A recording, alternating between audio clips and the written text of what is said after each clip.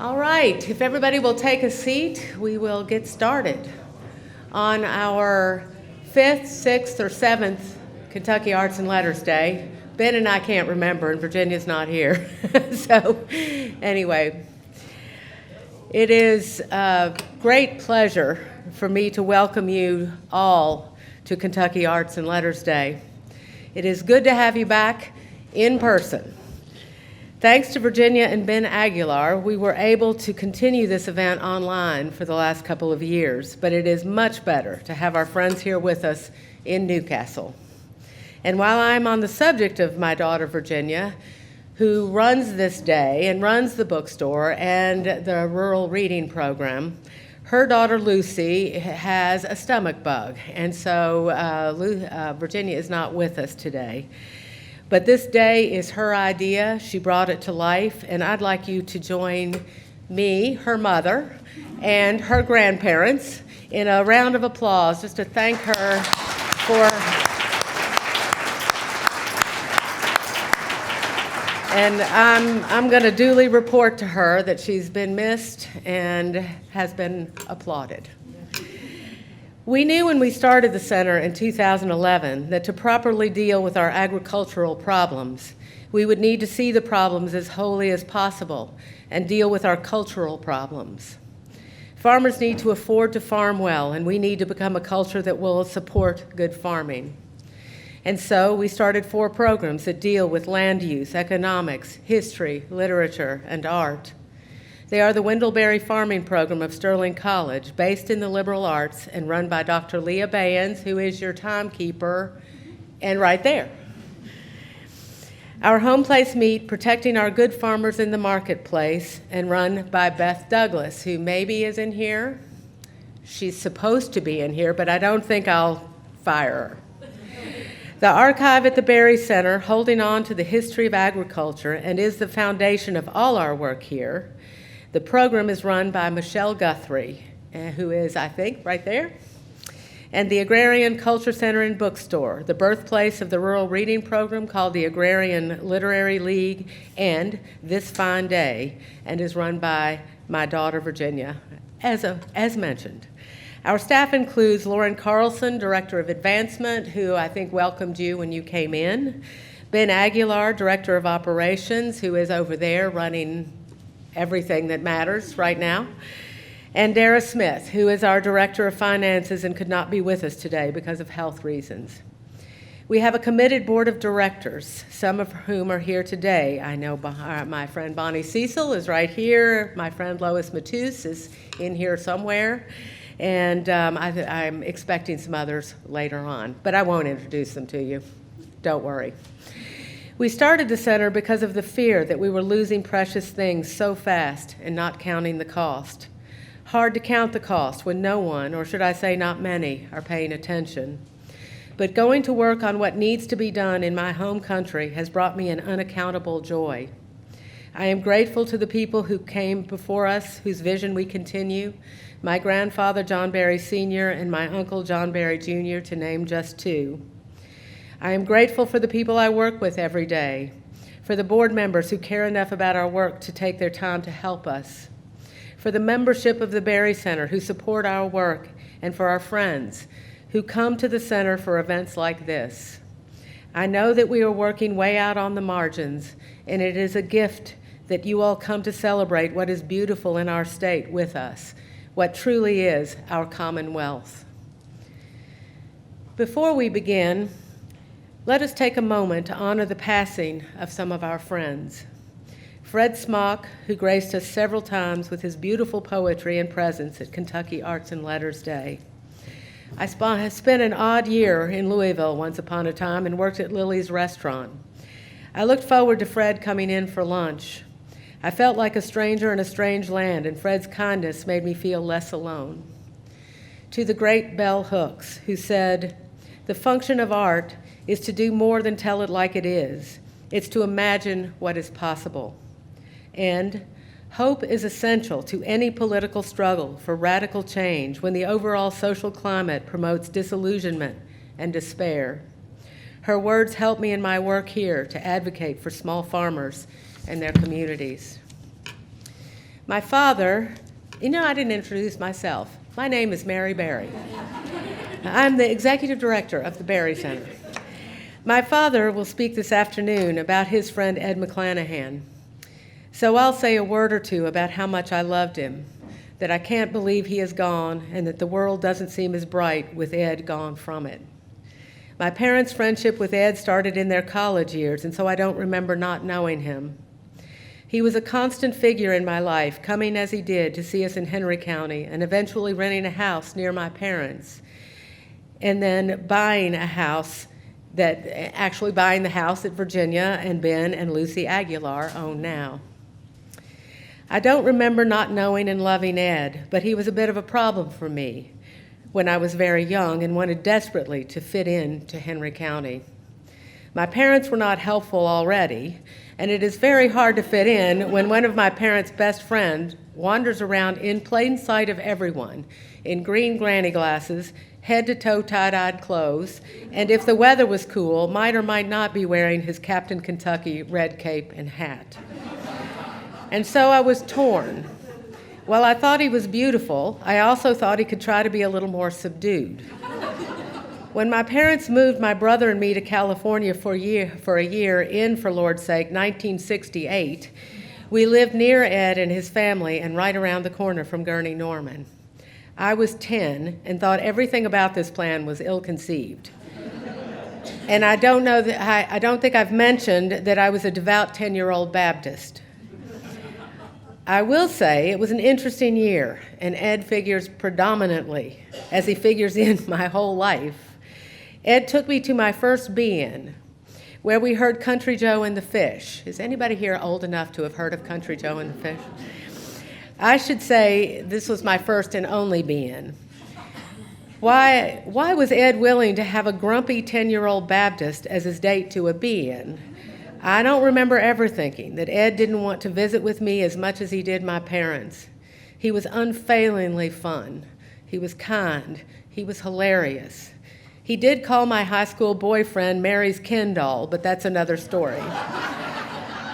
Our friendship continued as I grew up, and Ed remained dear to us all.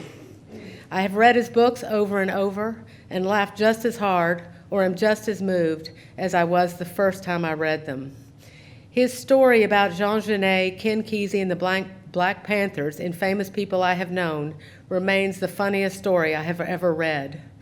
I'm sorry he isn't with us today, and I will always miss him. Now, please, while you're here, make sure to go to the Heritage House, maybe during the lunch break, and have a look at Arwen Donahue's beautiful paintings of the writers you will hear today. Her show is called Rooted Words, Writers on the Land. We have loved having this show up at the Berry Center and will hate to see it leave. Bidding on the paintings continues until 4 this afternoon, and all proceeds go to support the work of the Berry Center and to the Bell Hooks Memorial Writing Contest. That is correct. I just want to make sure. Thank you to Arwen for such great generosity. You have a choice at lunchtime of the Newcastle Tavern, which is right next door, and which serves our hamburger, the meat from our meat program, and therefore from our local farmers. When you go, you must order the hamburger. Or you can go to the Lobster food truck, which is parked in front of the Berry Center, and while I'm not sure that the lobster's local, the business is. I'm so happy you are here, and most glad to introduce you to the moderator for today's program, Emily Wade. She and her husband live nearby in Trimble County, nearly on the Trimble-Henry County border. She is a graduate of the Wendell Berry farming program and works in our bookstore, and we love her very much. Welcome, Emily. And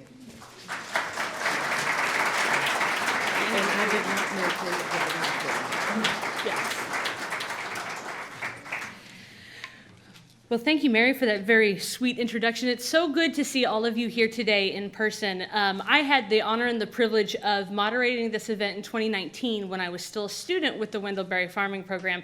And it was a very intimidating but gracious honor that I had. And it's so exciting to be back doing this again in person in 2022 as a staff member of the Berry Center now. As Mary said, my husband and I live nearby in Campbellsburg, Kentucky, in Trimble County, where we have gotten to start our farm thanks to the work that the Berry Center has done to get us in contact with people where we could move from Louisville and be our own farmers out here and make a home place in this land. So we're incredibly thankful for that. And I'm just so honored to see all of these wonderful faces here today.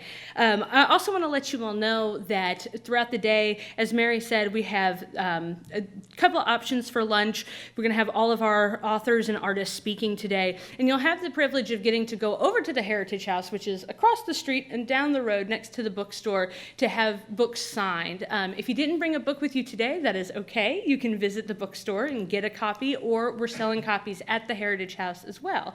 So we'll have authors going at the end of our production today, walking over there, and you can have a meet and greet, get some signatures, all of that wonderful, wonderful stuff. So to not delay anything further, welcoming all of you here to this beautiful, warm place on a very cold and somewhat dreary day, I want to go ahead and introduce to you our first artist today, Arwen Donahue, who has been, as you heard, mentioned with the gallery viewing that we're having over at the Heritage House. Arwen has illustrated books for authors such as Leatha Kendrick, Rebecca Gale Howell, and Silas House. Her collection of watercolors titled Rooted Words, Riders on the Land is the featured gallery show today inside the Heritage House. And as Mary said, we'll be very sad to see those paintings leave. They're stunning. Arwen has generously offered these pieces at auction with a percentage of the proceeds, as Mary had said, going to support our work here at the Berry Center, as well as the Bell Hooks Memorial Writing Contest, a project of the Christian County Literacy Council in Hooks' hometown of Hopkinsville, Kentucky. You can find more information about bidding online if you want to take one of those beautiful works home with you today over at the Heritage House. There are little QR codes you can scan with your phone, very futuristic, and you can place a bid online until 4 o'clock today, which I think is worth repeating. In Arwen's latest book, Landings, A Crooked Creek Farm Year, which was just published and is available at our bookstore today, you can see stunning ink and watercolor artistic expressions that bring to life for the reader the day-to-day challenges, beauties, and creaturely truths of farm life that we all know and love so much across a calendar year. I hope you'll help me in welcoming Arwen Donahue to the stage.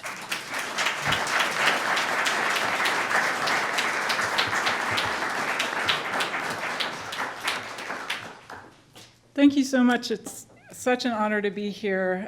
It's not an exaggeration to say that my husband David and I would not have been able to imagine moving from Washington, D.C. to a farm in Nicholas County, Kentucky, if we had not read Wendell Berry's work and seen a vision of a settled place on earth, being nourished by the land, and living creative lives.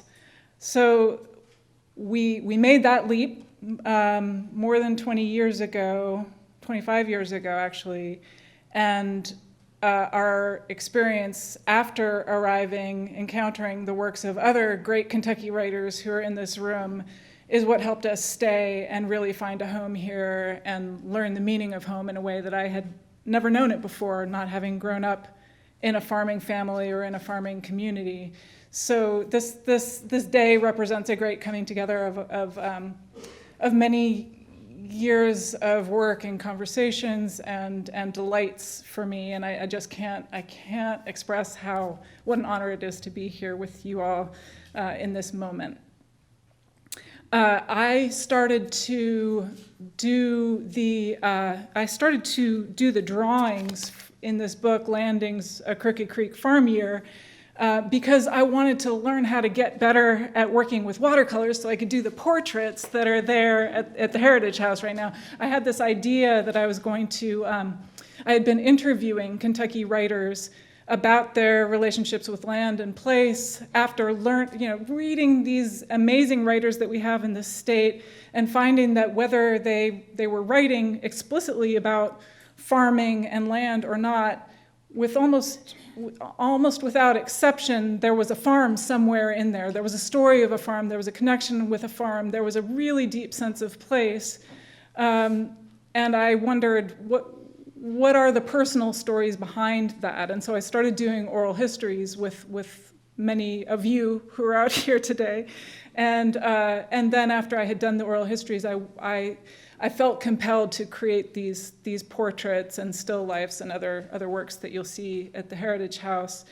And I thought, I'm not quite equal to that. I need to get better at doing watercolors. Maybe I'll just start drawing some scenes on the farm. And before I knew it, I was deeply enmeshed in this practice of just drawing our lives on the farm. We were making a living farming at the time. This was 2013. My husband David and I had a CSA. We had been for the previous 14 years at that point, serving about 60 customers, 60 families around the Lexington area. So we were in the thick of it, and I just started drawing our lives. I'm going to read you a little bit from it. I'll just show you that the format is every page has writing on one page and drawings on the facing page, and each page, each spread represents one day in the year. So this is April 30th. The images of David harvesting wild garlic on the banks of Crooked Creek.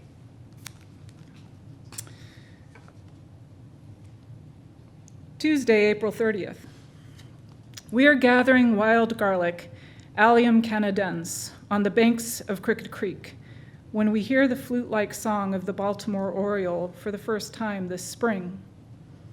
Each year, a pair of orioles nests in the shagbark hickory 100 feet from our front porch. And each year, the male sings the first 8 notes of the spring concerto from the 4 seasons. I wondered if Vivaldi had plagiarized an oriole until I learned how much their song varies by region. I heard an oriole once in Bourbon County, 30 miles from here, singing a completely different tune. I've read that an oriole may return each spring to a particular tree to raise young. Those young fly south in fall, thousands of miles, then return to this tree the next spring. This can continue for generations. Here and in their winter homes, orioles choose places that resemble one another, fields dotted with trees. In other words, they like small farms like ours. Maybe there's a woman on a farm in El Salvador or Mexico who hears this same song. The oriole carries a long, shining thread that stitches us together. Some might call our farm a backwater, but the vast world is present here. The fences and walls we erect and protect mean nothing to a songbird. This farm's population is largely a migrant one, and that population is always in flux. I'll just read one more. This is Tuesday, May 28th, and the drawing is of David and me sitting outside of our tool shed with our coffee early in the morning. Years ago, a neighbor stopped by while I was cooking a batch of strawberry jam. "You can get a big jar of jam at Walmart for $3, she said. "Why would you make your own?" Our agricultural past sometimes seems like a phantom limb. We aim to exercise it, but the so-called efficiencies of global industrialism have rendered it useless. Frank keeps draft horses that have rarely pulled a plow. Charlie raises a crop of beets that his wife Helen throws away because cooking them is too much work. Jay milks his goats each day, but dumps it in the dirt because his family won't drink it. I weed, pick, clean, hull, and preserve strawberries when I could buy jam at Walmart for $3. Yet in that Walmart jar are debts we have yet to pay. And I love to watch the tiny green buttons swell, turn white, then pink, then red. I love to taste the sun and the fruit. I love to eat the soil. I love to eat of the soil of this place, to know that my flesh and this patch of earth are stitched together. What good is an economy that disregards love? I think Wendell might have influenced that question. I picked strawberries last night until it was too dark to see, and I didn't get the bird netting back in place. So this morning, David and I bring our coffee out to the tool shed beside the berry patch to keep the birds away until we've woken up enough to cover the patch again. We're groggy scarecrows. Thanks.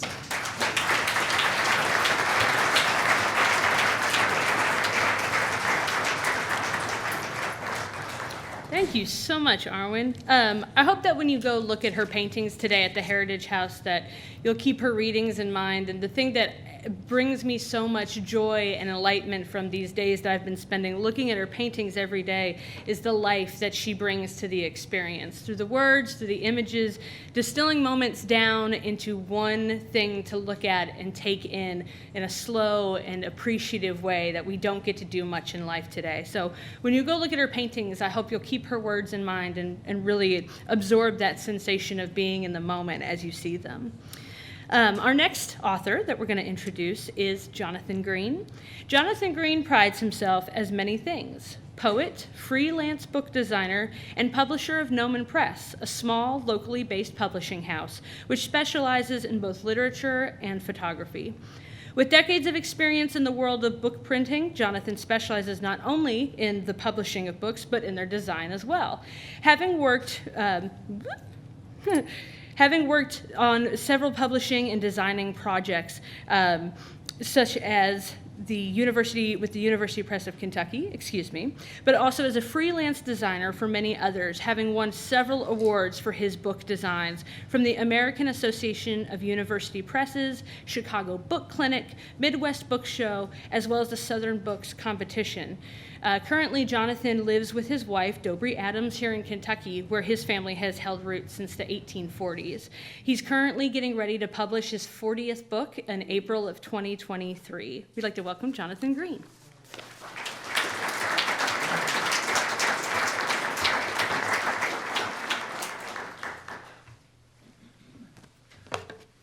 I guess I might mention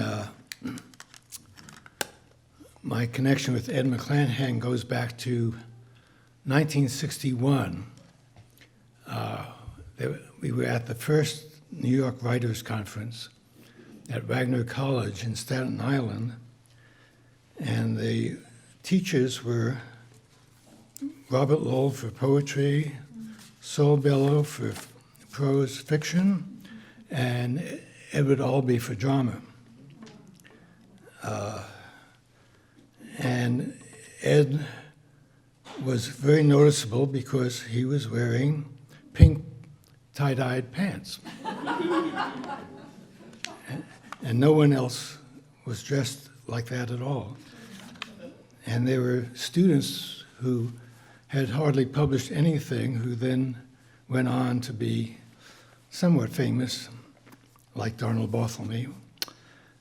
So I'll read poems from a book called Ebb and Flow that was published last year, with one exception, and that'll be the second one. Writer's Cramp.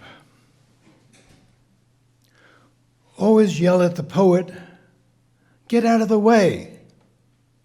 He's always there in the middle of the road, not letting the poems happen.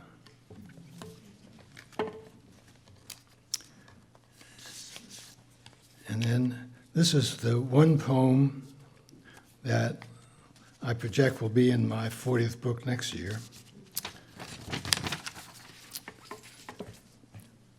On the River.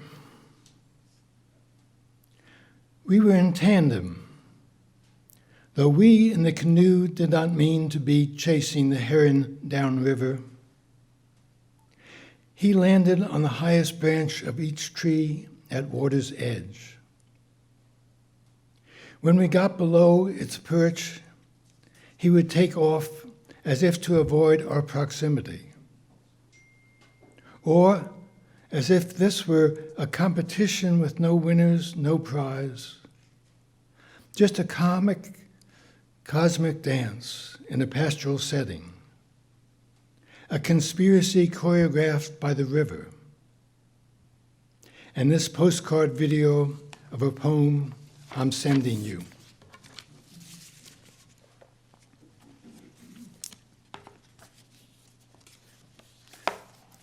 Hummingbirds can fly every which way, taught helicopters to rise straight up from the ground. What does not work for us works for them. Being overly industrious, overeating, surviving a sweet tooth, a nonstop exuberance. No downtime to sing alleluias, even after arriving at a distant home, having crossed continents. Never thinking to preen to show off a ruby throat, iridescent feathers. Consider yourself blessed by their visits.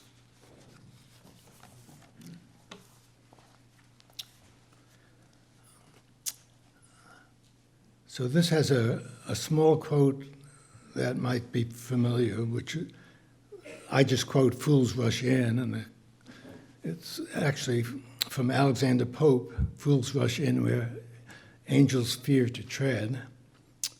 And Abraham Lincoln also used it, and Johnny Mercer made a song out of it. Forethoughts, buying a farm. We thought we knew what we wanted. Put earnest money down the day we first saw the farm. Fools rush in. We wanted to be on water, and this has 3/5 of a mile of river frontage. Did not know we'd be here for 5 of the 6 highest floods on record. We wanted to be secluded, over a mile back from a 1-lane county road. Road work and tons of rock that would cost a small fortune. No access to potable water. 3 wells dug, but no good water. Sulfur and salt, the culprits. But a cistern off the barn still works. No electric. A right-of-way lawsuit with our neighbors. Lawyers on all sides lying to us. Turns out they had no clear title to their place. After 40 years, we wake to our view of the river bottom and the surrounding hill, often socked in with river fog. Can't imagine seeing anything else every morning.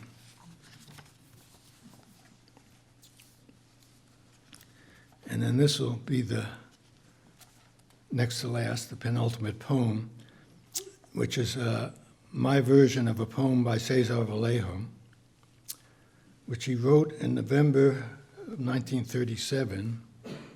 He died the next year, I think at 46. He lived in Paris and without any money and food and the rest. Masses, after Cesar Vallejo. The battle over, the soldier dead. One came forward, implored him, "Don't die, I love you so." But the corpse, sad as it was, went on dying. Then another joined him, and both of them begged, "Come back to us, brother. Do not leave us forever." But the corpse did not know how to stop his dying. Then 20 others joined them, then 100, 1,000, 500,000, now shouting, "So much love, can't we defeat this enemy, death?"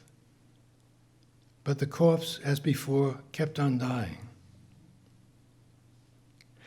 Then millions came forth, a choir crying, "Come back to us, don't leave us forever." But the corpse could only do as before and kept dying. Then, when all those left on earth gathered with everyone else, the corpse slowly looked up, deeply moved, began to sit up, put his arms around the closest, started to walk.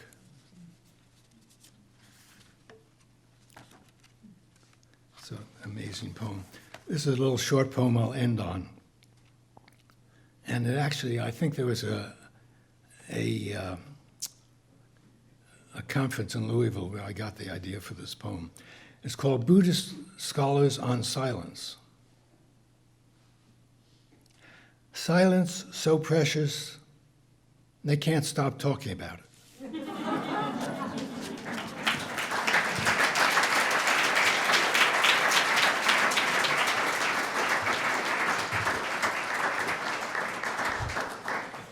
Thank you so much, Jonathan. As a Louisville native, that last one resonates very strongly with me. Our next reader and author is someone who I'm very excited to introduce you to their very unique story, and I'm sure you will be just as intrigued as I was when I was first learning about them. That'll be Mark Schimler, who is currently an off-grid homesteader in Kentucky, who has seen many of his poems and essays published across popular journals and magazines. He's an advocate for self-sufficient living. His work reaches beyond just the accolades and into the hands-on, which I know everybody here greatly appreciates. Having coordinated the Appalachia Science in the Public Interest Program, which promotes solar cooking methods worldwide, several countries and in the States as well. His book, Slow Spoke, tackles our perceptions of the speed of everyday living and the comings and goings of a fast-paced modern world. Proposed from his view astride his unicycle, Mark traverses the nation with more methodical and contemplative pace, befitting of a one-wheeled traveler, and dares us to all try and do the same. Help me introduce Mark Schimler.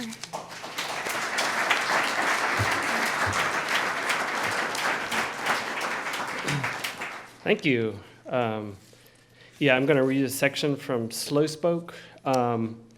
In this section, I'm in rural Kansas, and it's about an experience, a rare experience for me of feeling like I'm on time.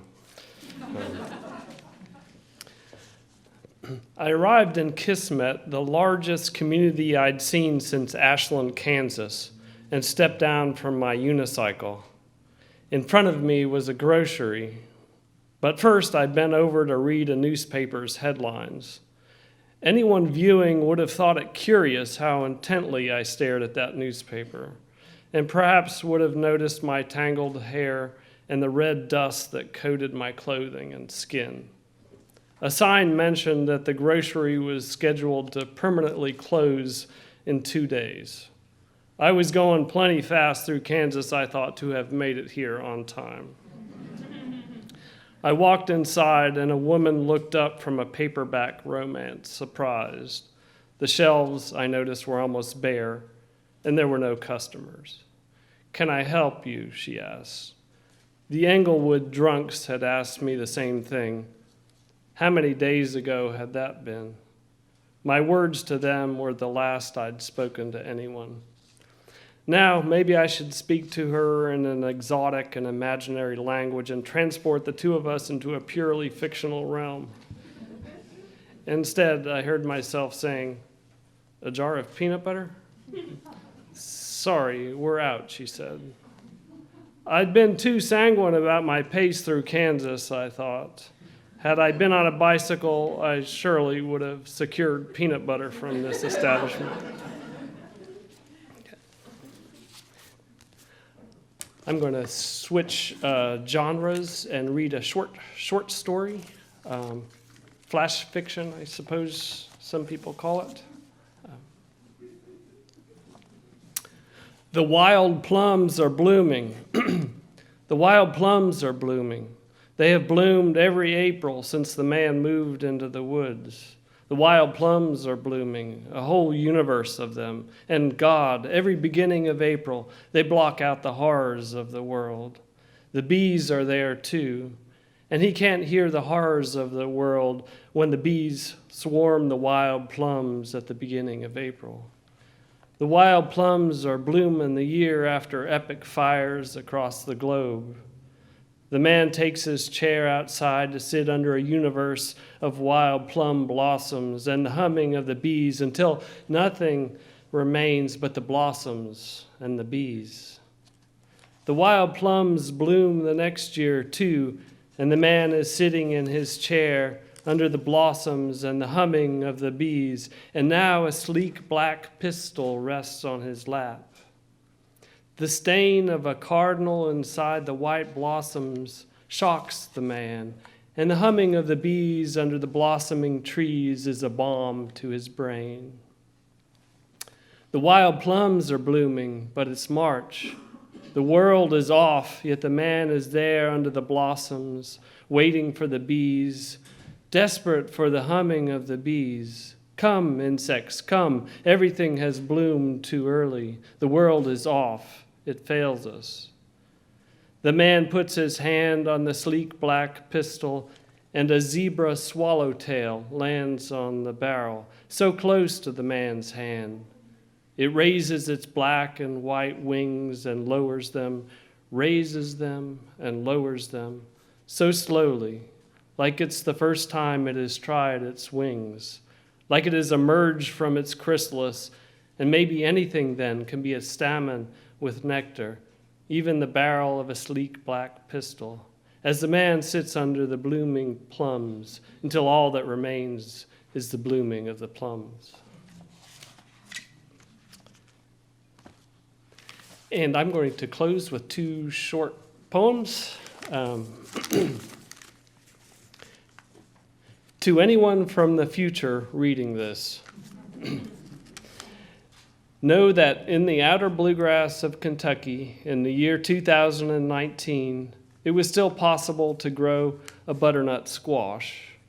Then on a January morning, 2020, before dawn, in an off-the-grid house, discover color inside it, the same as the embers in a wood stove.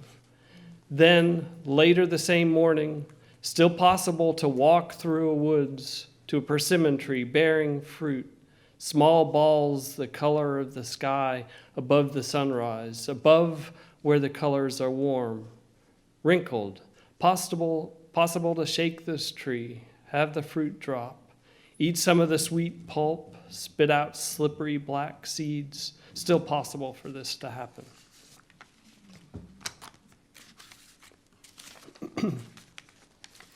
On becoming a minor character, I've removed the downspout that goes from our garden shed roof to a water tank. It's heavy, and I'm sure it's packed with cedar needles as the guttering above it was, and I'm feeling virtuous for having discovered this before the next rain, because we need water in our tank, and the last rain didn't put water in it. And I have the pleasant thought of reporting to my bride that I've solved the problem. But when I look, it's a snake packed in there. And I dropped the downspout because the snake is different is different from cedar needles, and it's different than water too. It moves like water sometimes, but water doesn't clog a downspout. Of course, that's the special relationship a downspout has with water. A downspout has no similar arrangements with a snake. Perhaps it's now making one. I'm thinking it might be a triangular sort of thing. Spout, man, and snake, because I'm involved too, somewhat. Thank you.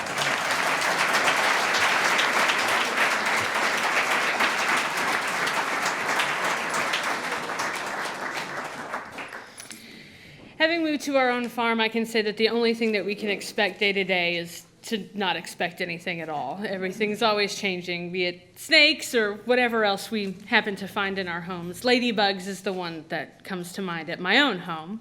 Thank you so much, Mark. That was wonderful. Our next reader who we're going to introduce is poet, creative writing and English teacher and farmer Melva Sue Priddy, who grew up on her family's tobacco and dairy farm in Hardin County, Kentucky, a story that a lot of us know very, very well. She's currently farming with her husband in White Mills, Kentucky.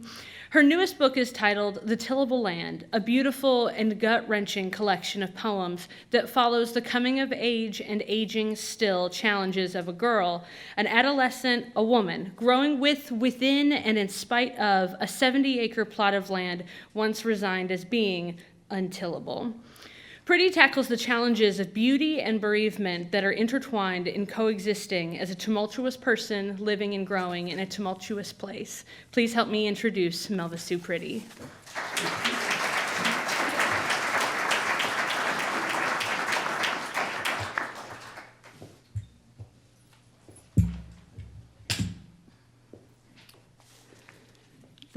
Thank you so much for that introduction, and it's so lovely to see most of the chairs filled.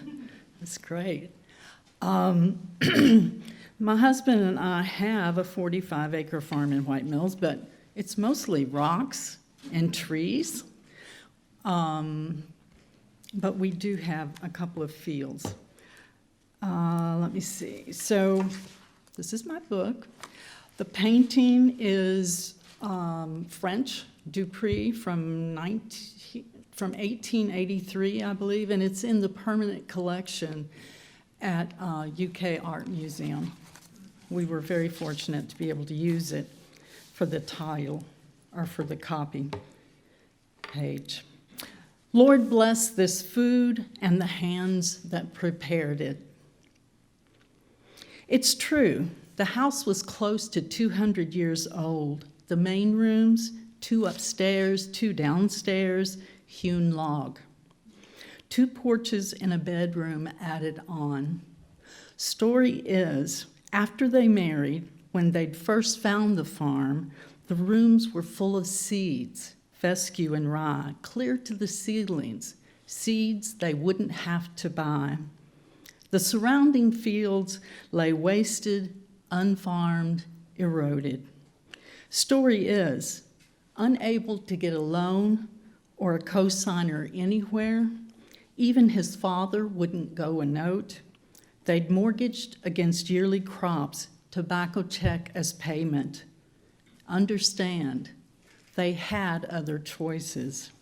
He'd decided against college, chosen farming instead. She'd put him off marriage 2 years and graduated high school a year ahead of herself. What they did then was work night and day, 2 jobs each, both farming. He, a tobacco factory in Louisville, she gardening, raising the children that came. They had other choices. The fields they couldn't level themselves, they saved up and bulldozed later. Eventually, they spread all those seeds, emptying 1 room at a time, seeds that firmed the soil. 1 room at a time, they moved into that house, gathering cast-off furniture. By the time they emptied the 2nd room, they found the table somewhere, a used table with leaves to expand. The table's laminated top would serve as biscuit board, candy marbled slab, hot canning jar lineup, and chopping block. The table's rim, silver-lipped, would be scrubbed twice a year with steel wool and a knife tip. 3 times a day, plates arrived, meals with the main dish already divided, a can of mackerel or a pound of burgers stretched to serve 8 or more. Side dishes, garden vegetables, hot, ready to pass. No one ate until the food was blessed. No one ate until those who prepared the food were blessed. No one ate until the rain was blessed. No point to protest when he circled the table, taking bites of food off our plates. He moved to the head where he sat, bowed his head, and prayed.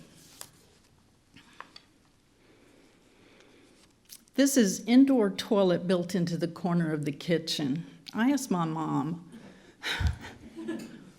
why did we not have an outhouse? Because we didn't. We went to the chicken coop or behind the chicken coop. She said, well, your dad built one when we first moved there, and the first little puff of wind came around and blowed it down, and that was that. So for 2 years, anyone walking into the house could see through the open studs, wires hung loose, all the new bathrooms plumbing in plain view. Left to bath the younger ones, I was 7. Boy facing backwards, girls facing front. I kneeled in the middle of the tub, shampooed and rinsed their heads with a pitcher. Mother walked in the front door, looked at us, screamed. From the deep end, she grabbed the baby right through the studded walls, soap suds up to her giggling smile.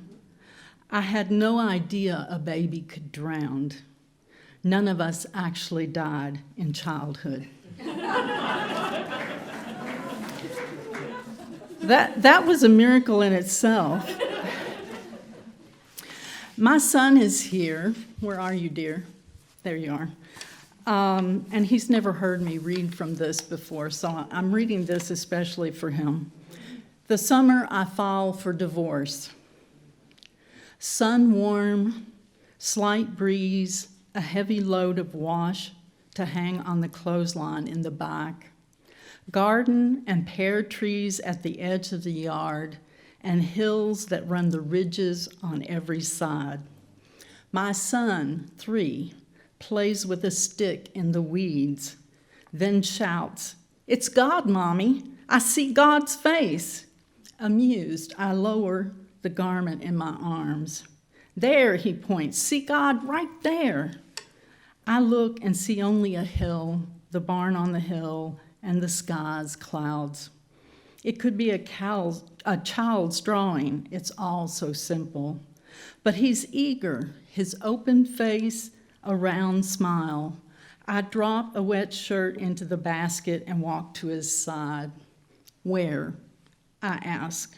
He points again, but I don't see God's face. I kneel beside him, pull him onto my knee. I smell his play sweat, turn and look into his certain eyes. I want to believe him. "Show me where," I say, and align my sight with his. He points again among the clouds in broad daylight there, the smiling full moon.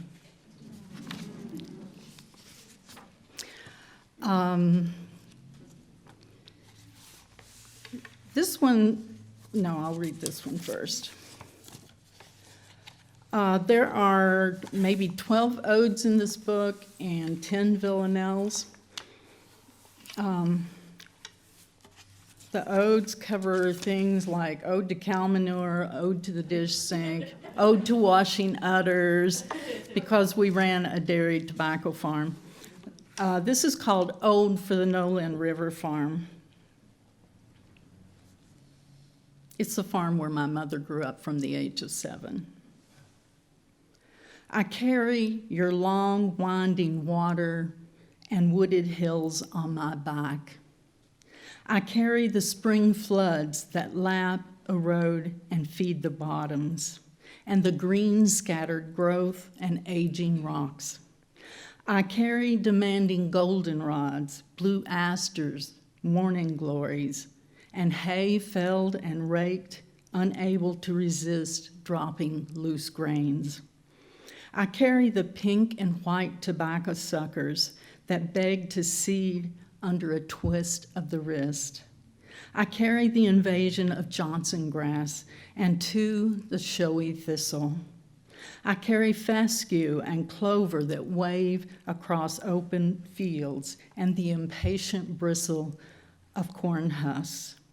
I carry the urge to hide, a quiet longing after diesel fumes.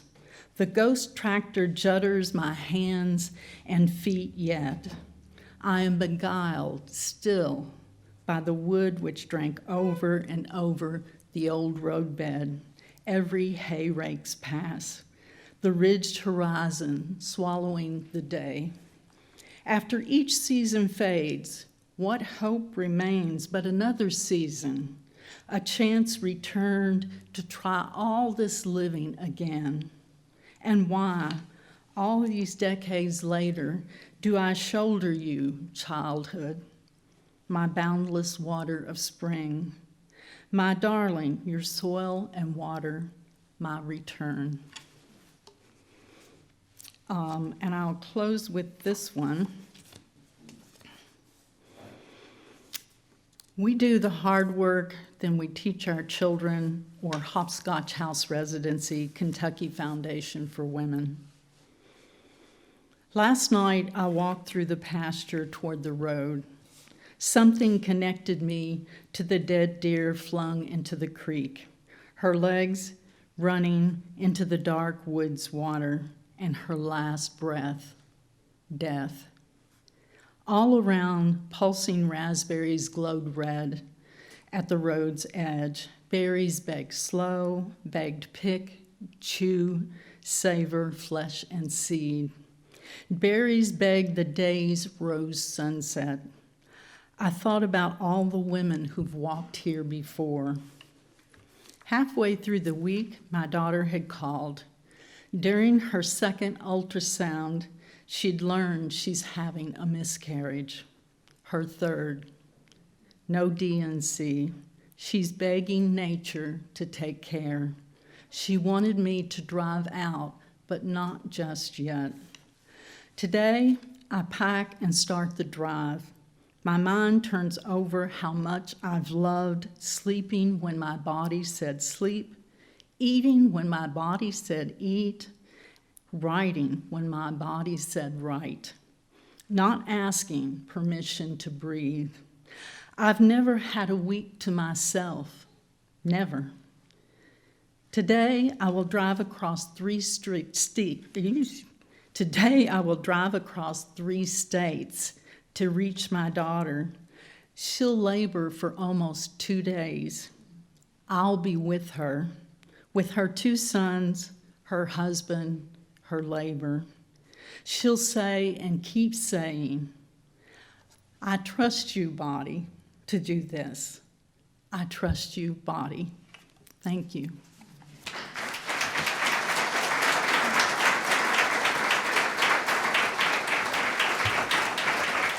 Thank you, sweetheart.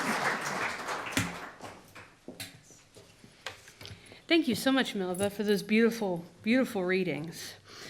Our next reader, I had the pleasure of getting to talk to before we got started today, and we got to exchange some very fun stories about small ruminant wrangling and the woes and joys of keeping sheep and goats. Our next artist is fiber artist and photographer Dobre Adams, who lives with her husband, Jonathan Greene, and their menagerie of beloved creatures along the west bank of the Kentucky River.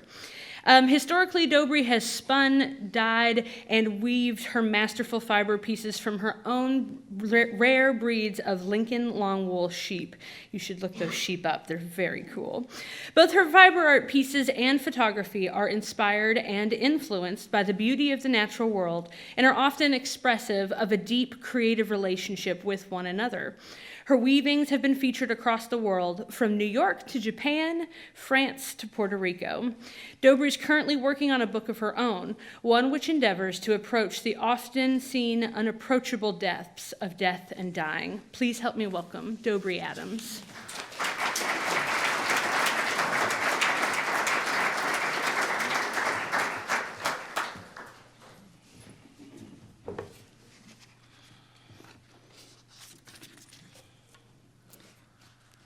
Thank you.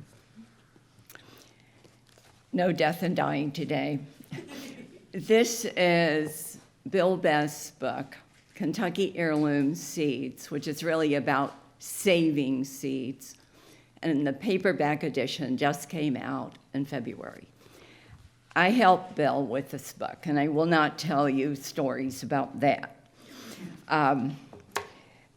But Bill has collected tomato seeds and bean seeds from Appalachia for a very long time, hundreds and hundreds and hundreds of kinds. And he's collected a lot of stories with each one of these. Bill lives on a farm outside of Berea. He's taught at Berea College, and he's collected these amazing stories from seed savers as well as seeds from far and wide. Seed savers saved seeds in order to survive the next year. That is critical to every seed saver. So the first thing I would like to read is from a chapter called Getting to Know Beans. There's another chapter called Getting to Know Tomatoes. Prior to the advent of machine-harvested bush beans, the vocabularies of bean growers, which included almost everyone, were full of descriptive names, such as cornfield beans, fall or October beans, cut short beans, wax beans, string beans, greasy beans, pink tip beans, dry beans, shelly beans, butter beans, shuck beans, fodder beans, and a host of others. For most older Americans, the bean of memory is the cornfield bean. Corn grown for human consumption and for livestock also provided support for cornfield beans. Open pollinated varieties of corn had strong stalks and were tall enough to support bean vines that often grew to over 16 feet. I grow Bill Best's mother's bean, which is a greasy cut short, and they put all those names together too. And it grows up a trellis of 4 or 5 feet and down the other side. There are lots of clever ways to make tall trellises, but we haven't tried that yet. The next story is from Joe Richards. Joe was from Adair County, but he's been living in Pulaski County for a number of years. Joe Richards comes from a long line of gardeners that can be traced back to the Civil War. His great-grandfather, William Henry Conover, was a Union soldier whose unit was stationed near New Orleans when the war ended. The troops had to walk back to Kentucky to resume their lives, a trip that took a long time. Conover decided to bring some beans home with him, and whenever he walked by someone's garden, he picked a few butter beans. By the time he made it back to Adair County, he had quite a collection of butter beans in a variety of colors. His descendants have been growing them ever since. Few heirloom beans can be traced back as far and as directly as Joe Richards' butter beans. As far as Joe knows, no attempt has been made to separate the butter beans into different varieties. He believes he's the only descendant of his great-grandfather still growing them. And the last story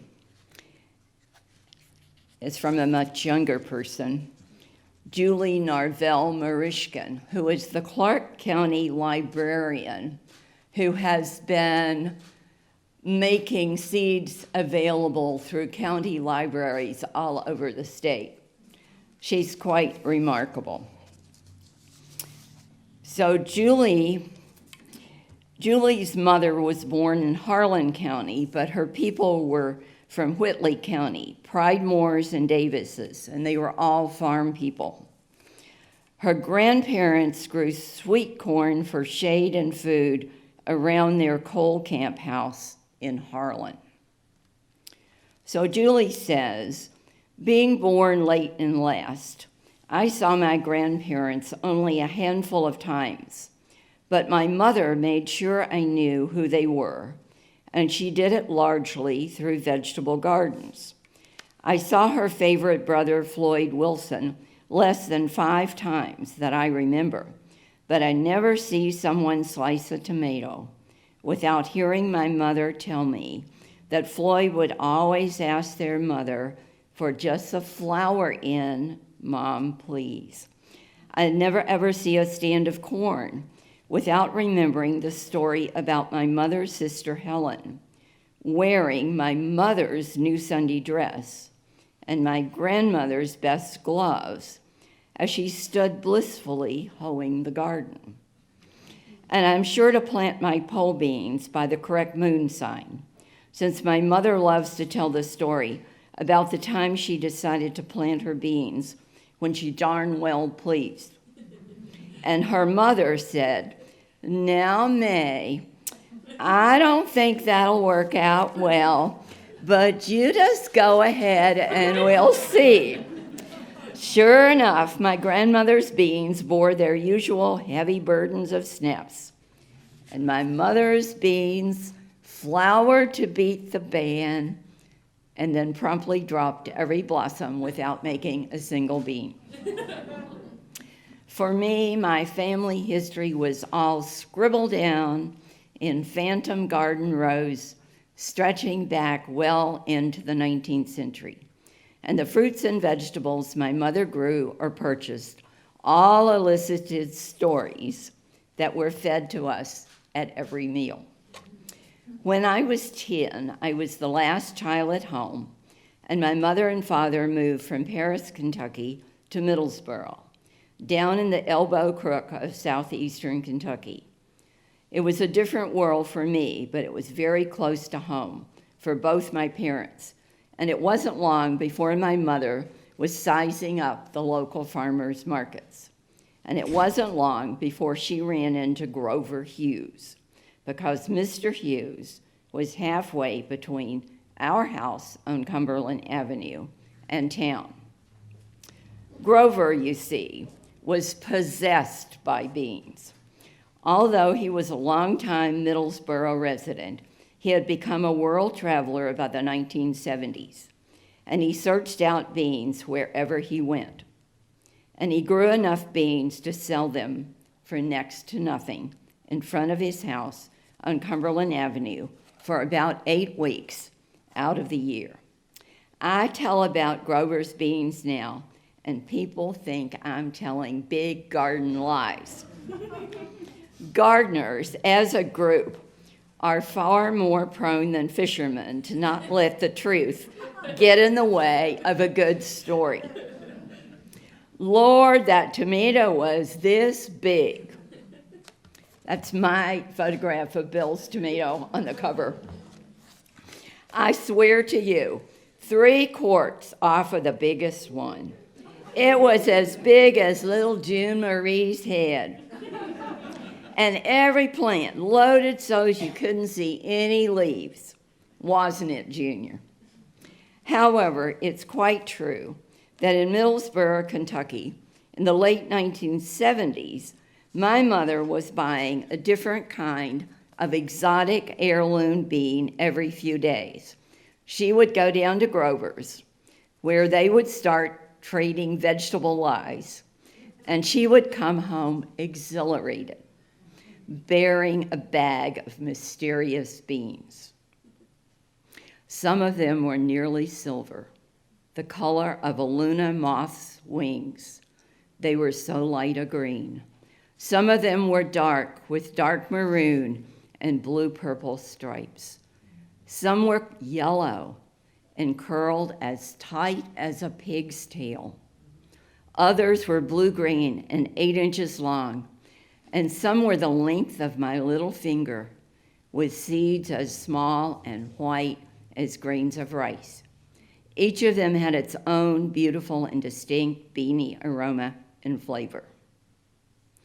So you see, by the time I moved to Massachusetts for a few months in the 1980s, and then later to southern Indiana, my mother and Grover Hughes had pretty well ruined me. I couldn't find farmers markets like the ones I knew in Kentucky and Tennessee. And when I did find a market, the growers didn't want to talk about the vegetables. They just wanted me to buy the limp rubbery beans and the equally rubbery tomatoes and get on home. And more shocking than their attitudes were the vegetables themselves. I had never had a bean, not once in my 20-plus years, that I could tie in a knot before cooking it.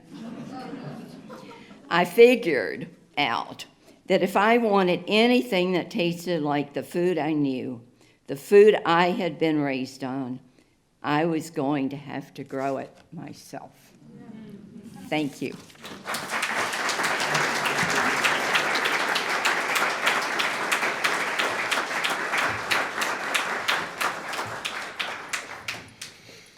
Wonderful. Thank you so much, Dobree.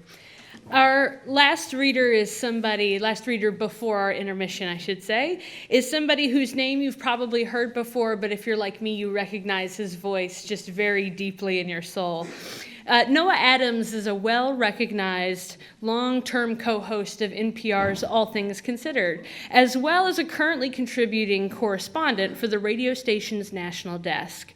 Having over 30 years' experience as a professional radio broadcaster, personality, and reporter, he has covered topics both nationally and abroad.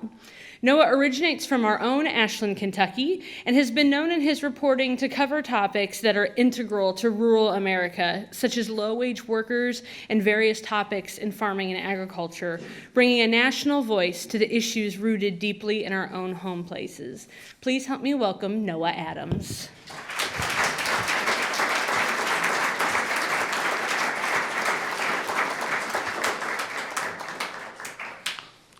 Get to talk about a book here and a little bit about radio and take us back about 25 years. That's my treat for a year back then. As a writer, I got lucky looking at maps. I found a river that could justify a title about Appalachia. And I was so happy to see the water was going north. I'm from Ashland, Kentucky. That's Boyd County. It is possible that my Carolina ancestors paid attention to a preacher who was talking about going to Kentucky and find the fat, foolish game, the soft meadows and uncut forests. And he said, "Oh, my dear honeys, heaven is a Kentucky of a place." 1802, Bennett Wellman, his wife Mary Mulligan, 8 children, 1802, came across Pound Gap down into what became Whitesburg.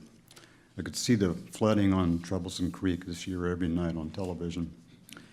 The name Adams has been too hard for me to be sure about, but I did get to sit in on a Wellman church pew in England for this book. Wellman is my mother's maiden name. And I sat right in the chair where the first one to come here sat. The New River is 350 miles long. It starts in North Carolina. The water meets up with the Gauley River in West Virginia. It's eventually on to the Ohio. It was great to be on most of that river for about a year, but then I had to start the actual book, putting it all together. I settled into a writer's workshop in Virginia, and I was thrilled by that nomination, and it went very well, except I couldn't write. And I would just sit there at the computer and type for about 10 days, drink coffee, and I wouldn't have anything, and I was just about to give up. You have to be honest about it. You just have to have your fingers start working with the typewriter, with the computer. And so that's what I did. I had a dream one night, not long ago, that I saw Doc Watson canoeing over a mountain in the dark. He was in the middle of the boat and doing some strong paddling. His head was tilted down a bit to the right. You couldn't tell he was blind. His eyes were intent. Mr. Watson was coming off the crest of a ridge on a fast, splashing current.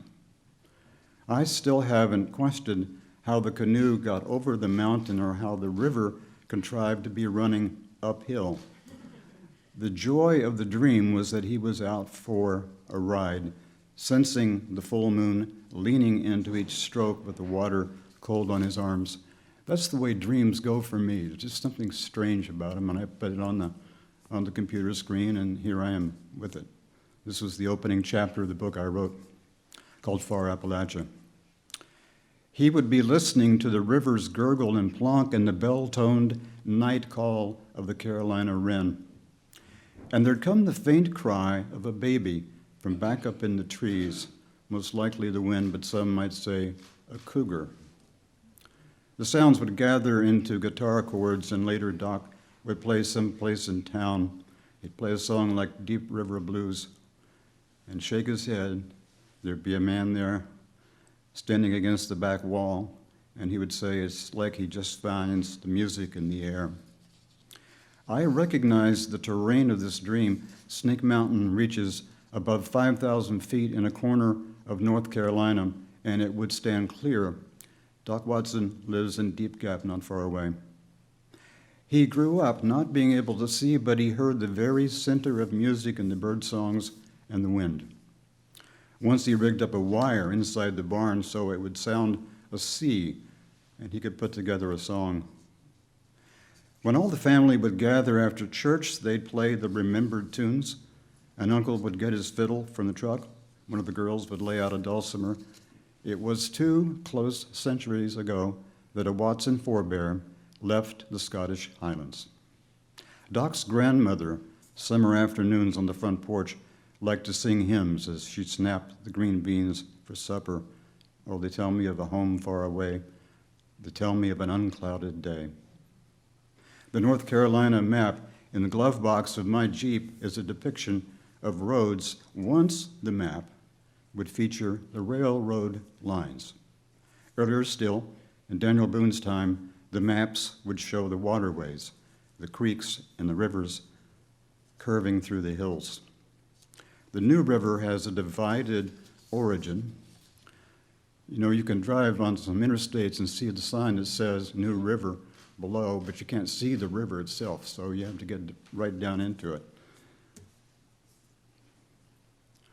So the way the geography goes, some of the people near Blowing Rock would call this the source point in North Carolina. Other geographers say the highest source is where you mark the beginning of the river. That is the North Fork, and it's on Snake Mountain. One morning I drove up a twisting stone and dirt path for a visit with Dave and Betty Martin. They spend every summer just below Snake Mountain's peak. They have a weathered wooden shed, good springs, 2 dogs that snuffle and prance. Hey there, morning. The Martins have the same quickly tanned smile and hair touched with white. It was past 9 o'clock. They slept late. They were barefoot. There are hay bales now scattered about, drying, the first of summer. And Dave sees this with a painter's eye, in pale blues, veiled white, muted greens, and browns. To show me, he brought out some of his watercolor work, done on scroll paper with Chinese brushes. The lines circled and soared, clouds became falling water, and trees became forest. He said he'd had a show of his watercolors once off the mountain, an exhibit in the North Carolina city where they live. He was disappointed in the paintings. Vibrancy was lost. The light was off somehow. The next summer, he brought them back up to Snake Mountain where they revived. Back down this mountain 2 miles is a community settled long ago by families that tended to differ. Pottertown, Dave says, has the worst reputation in the hills of people feuding. Up until about 10 years ago, the police wouldn't come over here except Sunday afternoons. They're still clannish. They tell these stories that happened 100 years ago, and they get the people all fired up for the young people. The Martins bought this land on Snake Mountain almost 30 years ago, and they come up from the city in June. The garden's the first chore, They wouldn't want to bother with a real house or plumbing. The only light they see at night is flickering 30 miles away on Mount Rogers. Dave figures this is the healthiest place they can be. They never get sick up here. There are several springs above 4,700 feet that help start the New River's Bold Springs, the local people call them.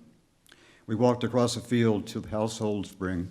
Betty and Dave have collected rocks to build a catch basin and encouraged spearmint and peppermint and mountain mint. I dipped out some water with a plastic cup and drank most of it. The water from this spring would find its way down to the creek, to the rivers, on to the Gulf of Mexico, and rise again in the clouds to fall on Snake Mountain. Thank you.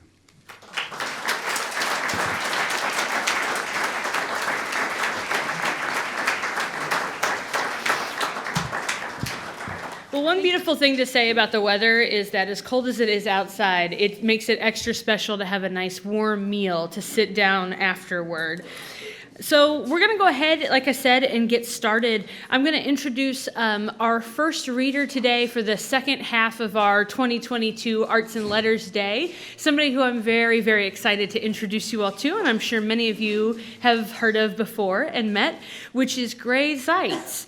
Gray Zeitz, who is a poet himself, is highly regarded and well-loved as an artist and artisan with the Artisan Larkspur Press in Monterey, Kentucky. If you've gotten to go to the bookstore today or over to the Heritage House, you've definitely seen a lot of his beautiful work.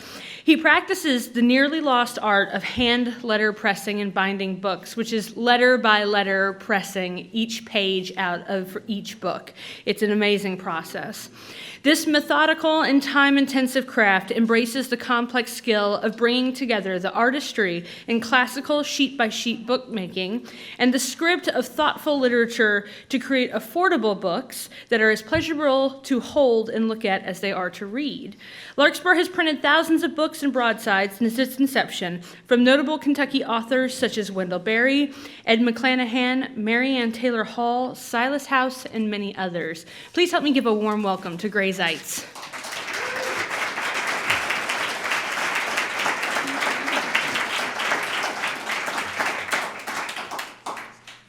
Thanks. It's great to be here. After, 2 or 3 years?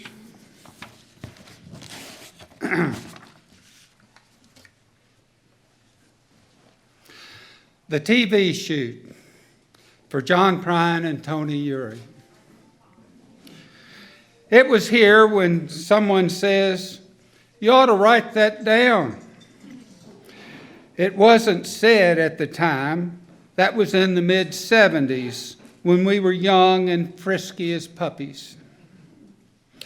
So it was decided that we would have a TV shoot. A few of us had some sort of gun. Someone brought a musket. All were supposed to bring a TV. Most did. Some worked, some didn't. After they were propped up in the hollow, Tony, who had polio as a child and walked like an accident, picked up the old musket and stooped, slowly snuck up on the row of TVs, a modern-day Daniel Boone, one of George Washington's snipers, and made the first kill. In the barn up the hill, men were stripping tobacco. They all came out to watch us finish off the row. Must have made their day. It sure made ours. The party moved to food and drink, music and dancing, and well, no one ever tells.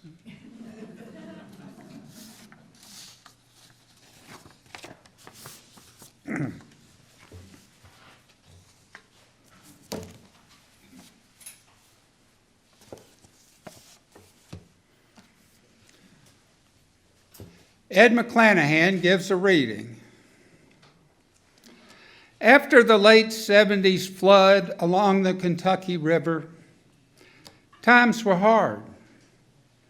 Trying to get shops together, business flowing.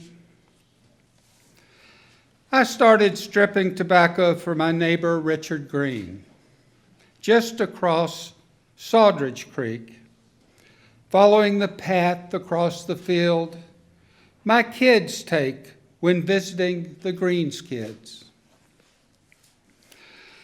There's so much you can do in a stripping room to keep your sanity. So Richard got the local literary to come read to us. Jan Willoughby was first and read well, but no one really understood him. He was much appreciated. Then this guy from Henry County, who just moved there from parts unknown, came. He had a pedigree. He'd been on the bus. He was Captain Kentucky. And we were all glad to see him. He was a big guy. He came and we talked a bit about Henry County and Owen County. And he got enough of our operation to know he'd need to speak up, when someone left to take pressed tobacco to stack in the barn. He sat on a stool beside the wood stove that heated the shed. Composed now, he began.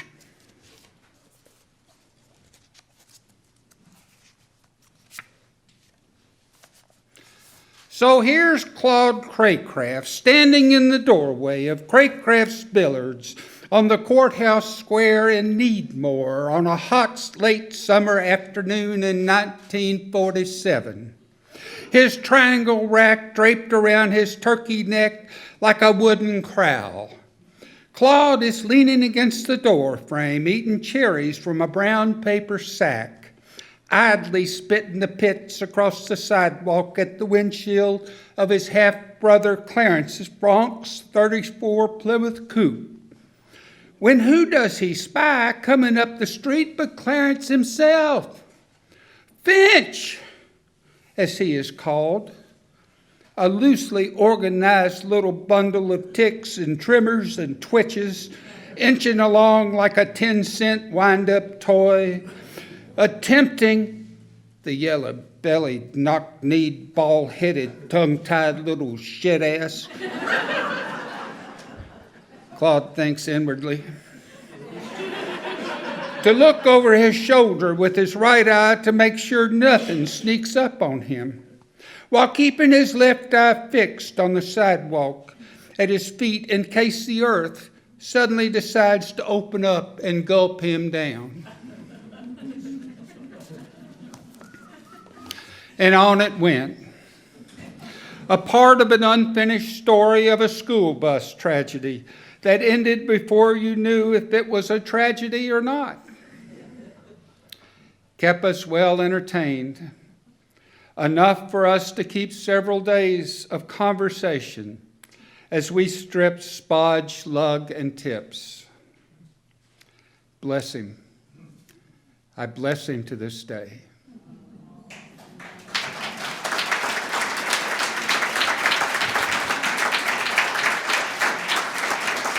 Thank you.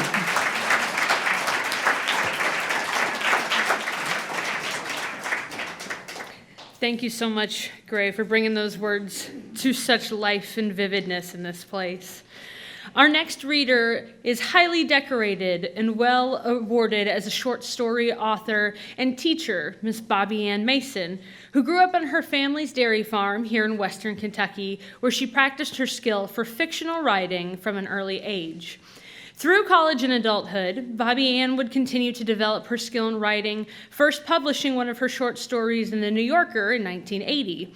Her well-known and loved titles include classics such as Shiloh and Other Stories, The Girl in the Blue Beret, In Country, and many, many others. In her newest novel, Dear Anne, it was selected by the Kentucky Humanities for its 2022 Kentucky Reads program. And we have it available, again, over at the bookstore. And I can attest to personally, it's been a very popular pickup. Please help me to welcome Bobbie Ann Mason.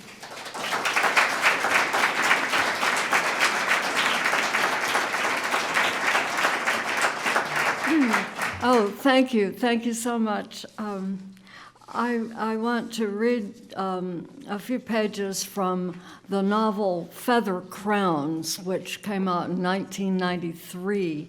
And it's about a woman, Christy Wheeler, who well, as we join her in chapter 2, she is very heavily pregnant with an unusual pregnancy. She and her husband live with his family, large family, on a farm in western Kentucky. And this is how I'm imagining my growing up on a farm in western Kentucky a century ago. Christy is worried about her pregnancy. She's just really large, and it's very active inside, and she doesn't quite understand what's happening to her. At night, James stroked her belly so sensuously, she feared the baby might be born with unwholesome thoughts. As the season wore on and she grew still heavier, she retreated from James and wouldn't let him see her belly. She didn't want him to see the deep, wrinkled, blind hollow of her navel turning inside out. It made her think of the apron strings she made by pushing a safety pin through a tunnel of material and reversing it so the seam was inside. He seemed proud and happy about the baby, but she didn't think he would care to know that the baby was kicking. Flutters and jabs inside. Men were afraid of babies. There was so much you didn't tell a man. It was better to keep things a mystery. One night as she was falling asleep, she felt a sharp jolt, unmistakably a foot jamming the elastic of her womb. The kick was violent, as though the little half-formed being had just discovered it had feet and was trying to kick its way out. Sometimes a small event would soar through her heart on angel wings, the train going by, the frost flowers forming on the window light, flour sifting down onto the biscuit board, a blackbird sailing past the window in a line parallel to the train. For a moment then, she thought she was the blackbird, or that she had painted the frost flowers herself, or that she was setting out carefree and young aboard the train. One day she heard a flock of geese and went outside bareheaded to watch them tack across the sky. The lead goose would go one way and the others would fall out of pattern, and then he would sway the other way and they would all follow, honking. The stragglers seemed to be the ones yelling the loudest. She felt like one of those stragglers trying to keep up but finding the wayward directions irresistible. It wasn't just her condition. She had always felt like that. She was hungry at odd times, and she would fix herself a biscuit, cold with sorghum and a slice of onion. In the hen house one day, gathering eggs, she leaned against the door facing, breathing in the deep, warm fumes. She cracked an egg against the door and slid the contents down her throat. Then she laughed like somebody drunk. She wondered what it was like to be drunk. It would probably mean laughing at the wrong times, which she did anyway. Back before she took to her bed, James had a spell of sleeplessness that made him drag for several days. A farmer couldn't afford to lose sleep, and she blamed herself for waking him up when she got up in the night to use the pot. One Saturday, just before Christmas, he had hardly slept all night. He made his weekly trip to town as usual, but he didn't stay long. He came home and slept the rest of the morning. He had never done that in his life, he said, annoyed with himself. That was the day Mrs. Willie came visiting. Mrs. Willie, who lived by herself in a little white house, lost her husband in a buggy wreck soon after they married. She raised a daughter alone.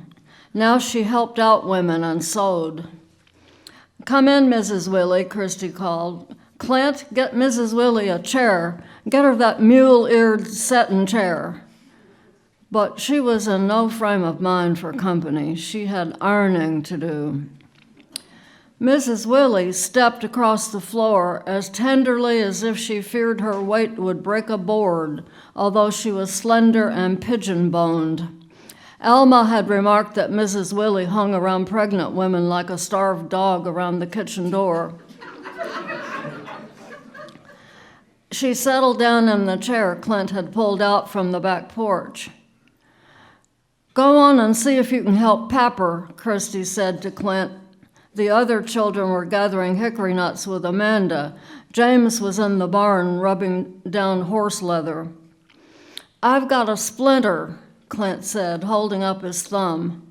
Christy felt her apron bib for a needle and that she kept there. Holding the boy by the daylight through the window, she picked at the splinter until it shot out. She kissed the dirty little finger. "I didn't cry," he said proudly. "Now go on, Papper needs you." Clint slipped out the back door. Christy had been heating an iron on the stove. She spit on it now to test it. It hissed. She started ironing a shirt. "I need to do my ironing," Mrs. Willie said. She leaned toward Christy with hungry eyes. "What's that baby up to in there today?"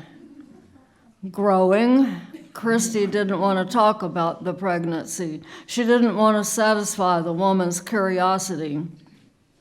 "And how's your man holding up?"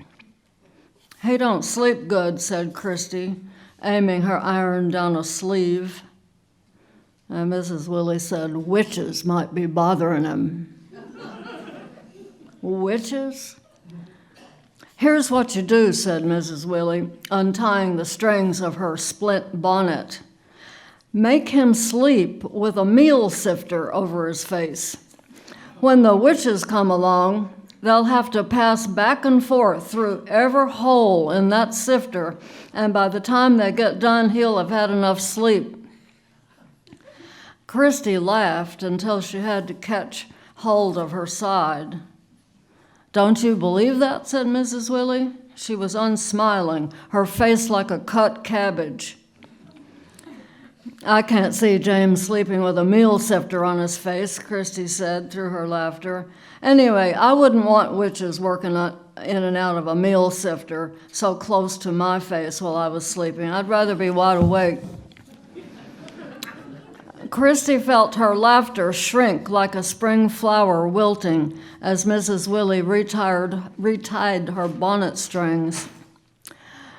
"You've got to get used to waking up through the night," Mrs. Willie said. "That's the Lord's way of getting you used to being up with a baby in the night." "Does the Lord carry a meal sifter?" Christy asked. "Why, what do you mean?" "Oh, sometimes I can't tell witches from devils," Christy said. "Reckon it was witches that made our mule go crazy last summer?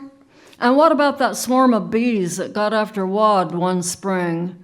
Christy paused to tighten a hairpin. She cast a glance at the ceiling. "And that he-cow that busted out of his stall last week? Witches?" "Christiana Wheeler," said Mrs. Willie disapprovingly, realizing she was being mocked. "If you act ill towards people, that baby'll have an ill disposition."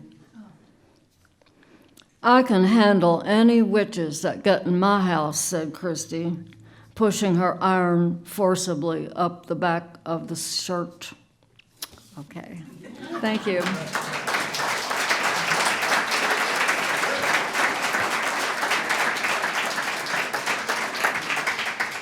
Thank you so much, Bobbie Ann. As somebody who is outside of my 35th week of pregnancy currently, I can attest that every morning and every night my son rediscovers his feet and his ability to kick as well.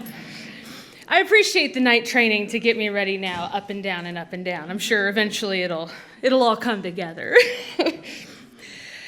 Introducing next, we have a Kentucky poet and longtime teacher who often draws inspiration from the generationally passed down stories of his family's Kentucky farming heritage. Maurice Manning currently lives with his wife and daughter on a small Kentucky farm of their own, continuing the agrarian legacy of his family. Most recently, Maurice's new collection of poems, Rail Splitter, expresses, through the voice of Abraham Lincoln no less, how the art of poetry influenced the 16th president's thought process and decision-making, bringing his historical voice to life in a newly relevant and contemplative light. Please help me welcome Maurice Manning.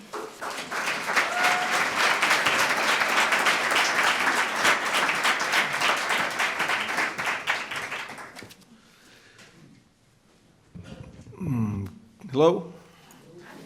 Let's see. This is a cigar box, tobacco stick, neck, dulcimer.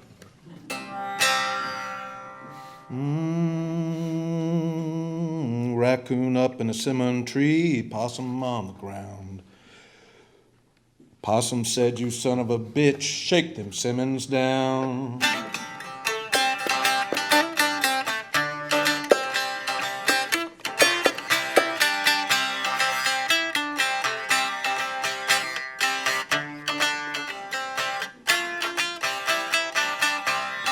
Boil them cabbage down, boys, turn them hoe cakes round.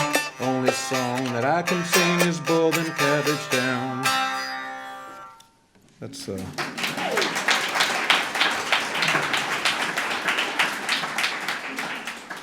this will I've been making notes on other people reading today, and for Bobbie Ann, I just said lots of children. This is a poem that has lots of children in it too. Why poor old mama took to bed. If it hadn't been for poke and pawpaws and hot water cornbread pones, all of us would have starved the year poor mama took to her sick bed and lay there a-withering away to nothing. She said her nerves had worn in too, and she was about to give out from all of us children. But the last one, coming out with 11 toes, sapped her spirit, and she was spent like a $2 bill, and climbed into bed and pulled the quilt up to her chin, allowed her eyes to water, and put on a mournful face. The doctor gave her 6 weeks, but Mama carried on and clung to life for 27 years, though some were spent in stony sleep. After about 9 of those years of fretful grief and near starvation, Pappy stood in her door and declared, "There lies heaped up in that bed the smoldering embers of our passion." I told her 11 children, woman, is plenty of critters for any home, but odd numbers gave her the willies, and she said we ought to make it a dozen. So I complied and performed the act of marital bliss as she requested. It was the 12th one, Hack, that broke her. When he come out, right away she saw he had 6 toes on his little left foot. "Pappy, fetch your pocket knife," she said, and had me cut off the toe. Little Hack never made a whimper, and I'll be danged, but the toe grew back.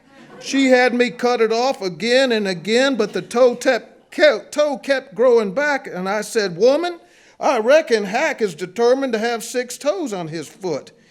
It was her understanding, though, that 11 toes must be a sign our Hack was born with a fiend in him, and the toe was an implement of doom. But if Hack had a fiend, it never showed. After a spell of time, I pleaded, "Hecky, Hack appears to be a normal 11-toed boy, and I see no evidence of a fiend." "Well, just you wait," she said, and shuddered. 11 toes ain't normal at all. No telling what that boy will do. There was no persuading her. Hecky, my dear bride, had set her mind like a bear trap and sprung it shut. About 3 years into Mama's decline, we decided we'd had enough of poke and pawpaws and cornbread pones, so we branched out to grits and collards and squirrels. And one day, Pappy made a tent for the butter beans, and soon lean times for us was over. Young Hack turned out just fine. By 3, he'd taught himself to read and studied every book he could on fiends, declaring one day there was no connection in any book he'd read on the subject between 11 toes and a fiend. Perhaps Mama has been swayed, alas, by spurious superstition, he wondered. That boy's a-talking above my head and the critter's only 3, Pappy shouted. No telling what he'll have to say as he goes on. Well, sir, I've got a poem, Pappy, Hack said with a knowing wink. My name is Hack, and here's my fix. I got 5 on one, and the other's got 6. They chopped one off, but it grew right back, which must be why they named me Hack. My mama likes to moan and mourn, but mama, it's just how I was born. 11 toes, and just a boy with 11 toes. I got 2 blue eyes and a runny nose and 2 bare feet with 11 toes. Well, Pappy just beamed. Hecky, he hollered, if this boy's got a fiend in him, I reckon it's on the side of good. A bad one couldn't make a poem and carry on with all that rhyming. We've got a rhymer on our hands, that's all, Hecky. Our Hack's a rhymer with 11 toes. Why, he may be the only rhymer in the world that's got 11 toes. It stands a chance, woman, our Hack might shape the world and shine it up. And that's how Pappy left it all when Mama had years to go in bed before she sat up in it and died. That's it.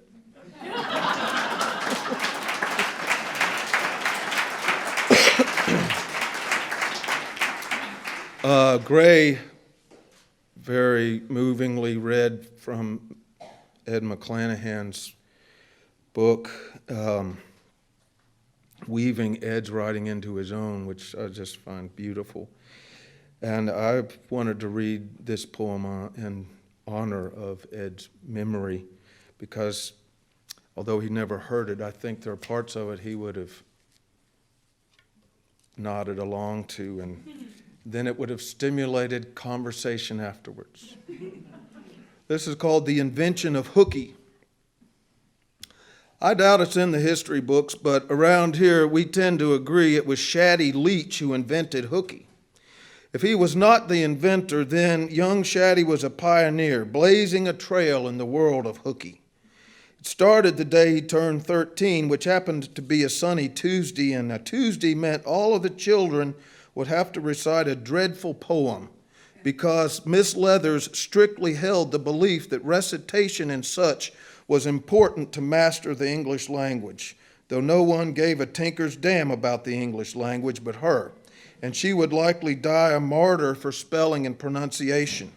Well, none of this was Shaddy's strength.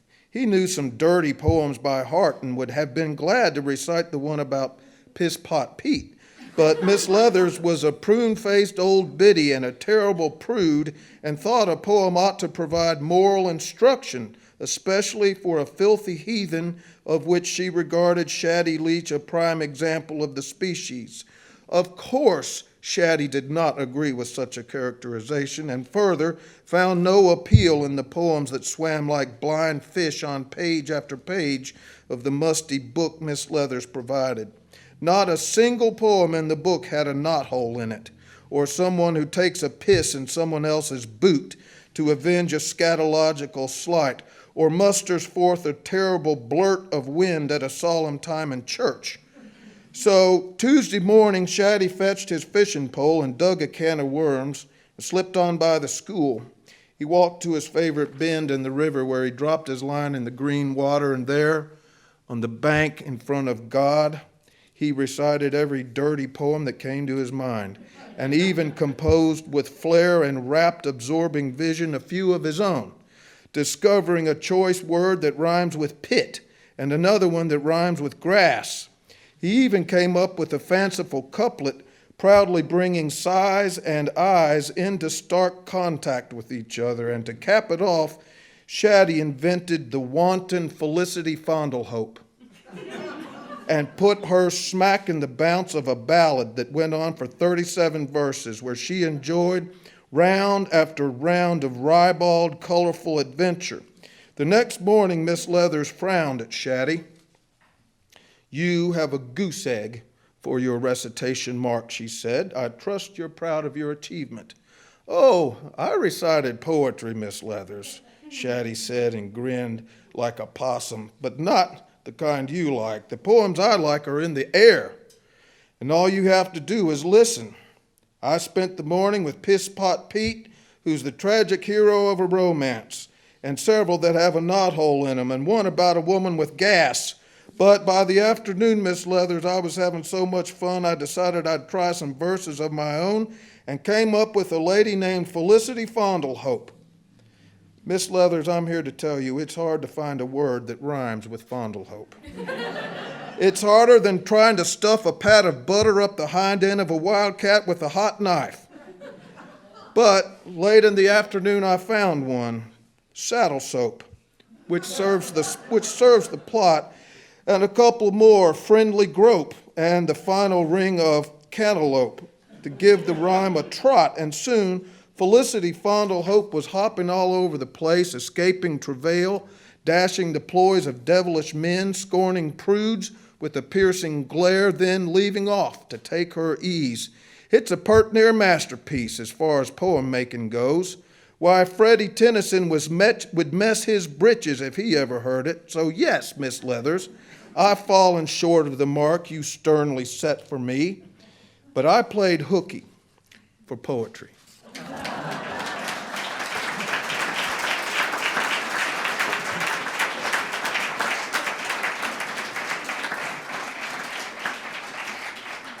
Ed's spirit is certainly alive in this place today, for sure. And I have to say, at my second ultrasound, I went up to my tech and I said, I saw a thing the other day where a baby was born with no hands, so we need to count his hands before we left. And now I guess next time we're going to have to count toes and make that a whole new thing. So, our next reader is a writer of prose, poetry, and nonfiction, originally from Louisville, Kentucky, just like myself. Erik Reece's work often tackles the difficult conversations and realities of topics such as Appalachian mountain strip mining and his conflicting relationship with Christianity as the son and grandson of Baptist ministers.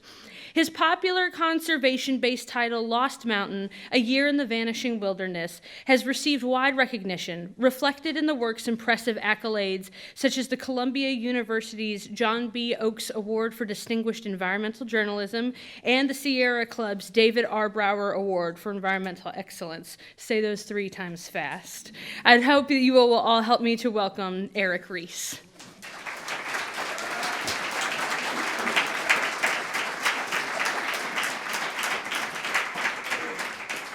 Thanks.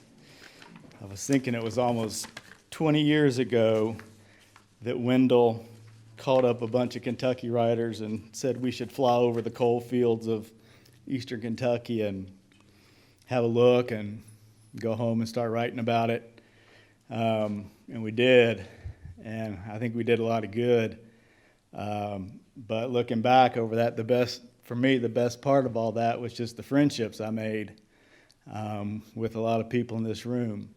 I drove to a lot of rallies with Ed, and I feel like there's a lot to be said about rallying around a common cause. Sometimes I feel like it's people who don't agree with me who are better at it than we are, and that doesn't always end up so good.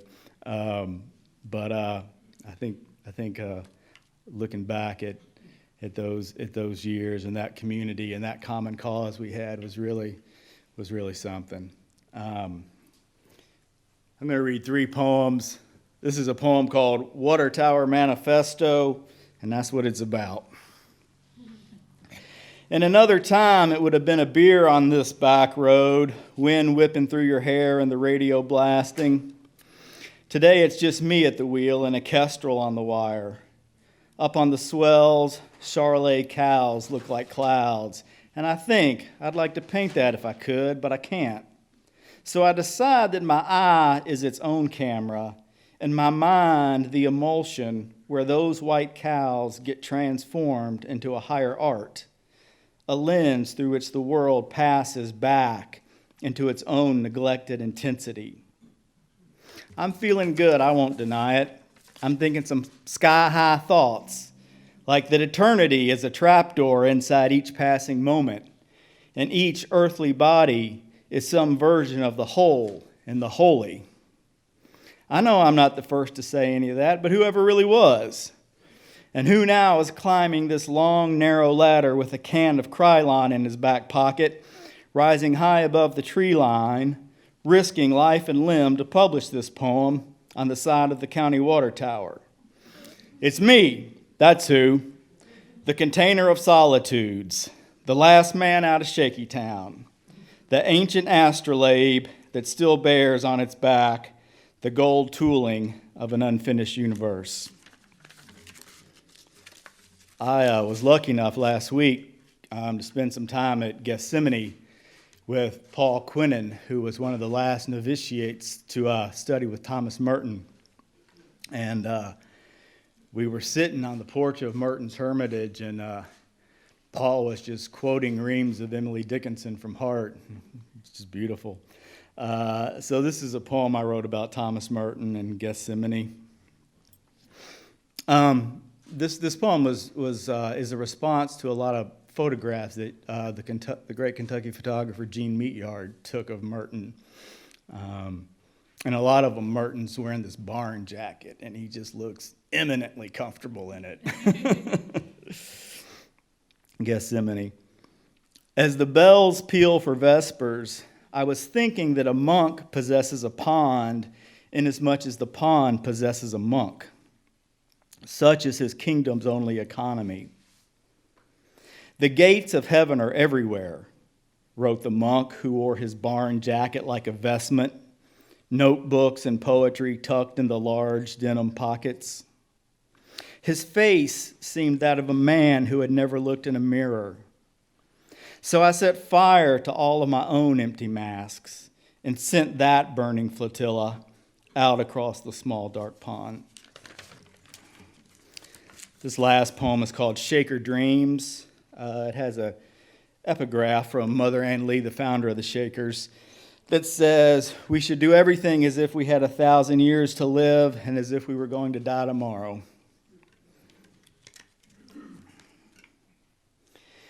Down below the western slope, where saxifrage blooms on the outcrops, a spring comes to life beneath the forked roots of an ancient sycamore. What can one make of all these daily resurrections, these miracles that seem as common as caddisflies? Seneca wrote of the forest's lofty dignity and said we should worship at the source of great rivers. I think he may have been right about that. My own river crawls to light in the Cumberlands, among blasted mountains and rhododendron. Acid leaks orange from old mines, while 100 miles downstream, I walk beside the poison waters of this crumbling republic. But once, at a landing down the road, a small group of Shakers loaded flatbeds with butter and hemp bound for Natchez in New Orleans. Further up on these meadowlands, those true believers got down to the business of building paradise on earth. Work was their constant prayer, and they held all things in common as the book of Acts decreed. Their village had everything but banks and jails. They took in fugitive slaves and runaway brides, bred longhorn bulls, and invented the clothespin. They engineered their own salvation in the kingdom of God, which happened to be a farm in Kentucky. Today, the believer's last surviving bull drowses in the shade of a bur oak, while I wander the ruins of Eden, high above the river that brought a self-chosen people here. But it wasn't the impossibility of their vision that sacked the Shakers. That's just what we tell ourselves to justify these compromised lives. No, it was Confederate hooligans and industrial dreams that raised this place called Pleasant Hill, birthed upon a nation the ugliness that remains our true inheritance. Down at Shaker Landing, I crank to life the motor of my own small boat and head back downstream, past a heron rookery that looks to me now like its own timeless utopia. I myself am learning by the day how to live in such an animal present, where the past can't bind me and what's to come doesn't look so daunting. It's been 7 months since I last had a drink. When I pass under the heron's raucous colony, one regal blue sets off from its crowded nest and glides down the river as if leading me home. Thanks.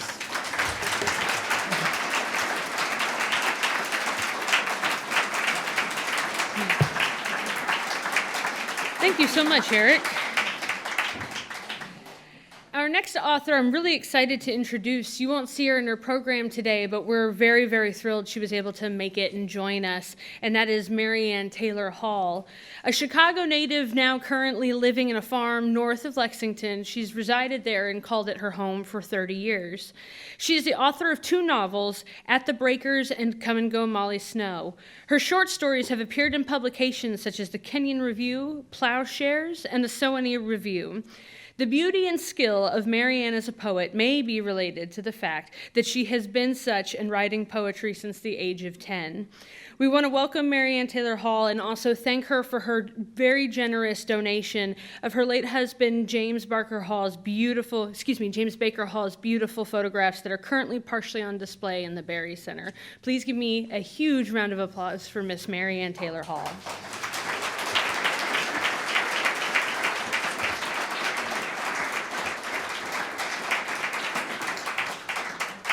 These have been very tough acts to follow, I can tell you. So,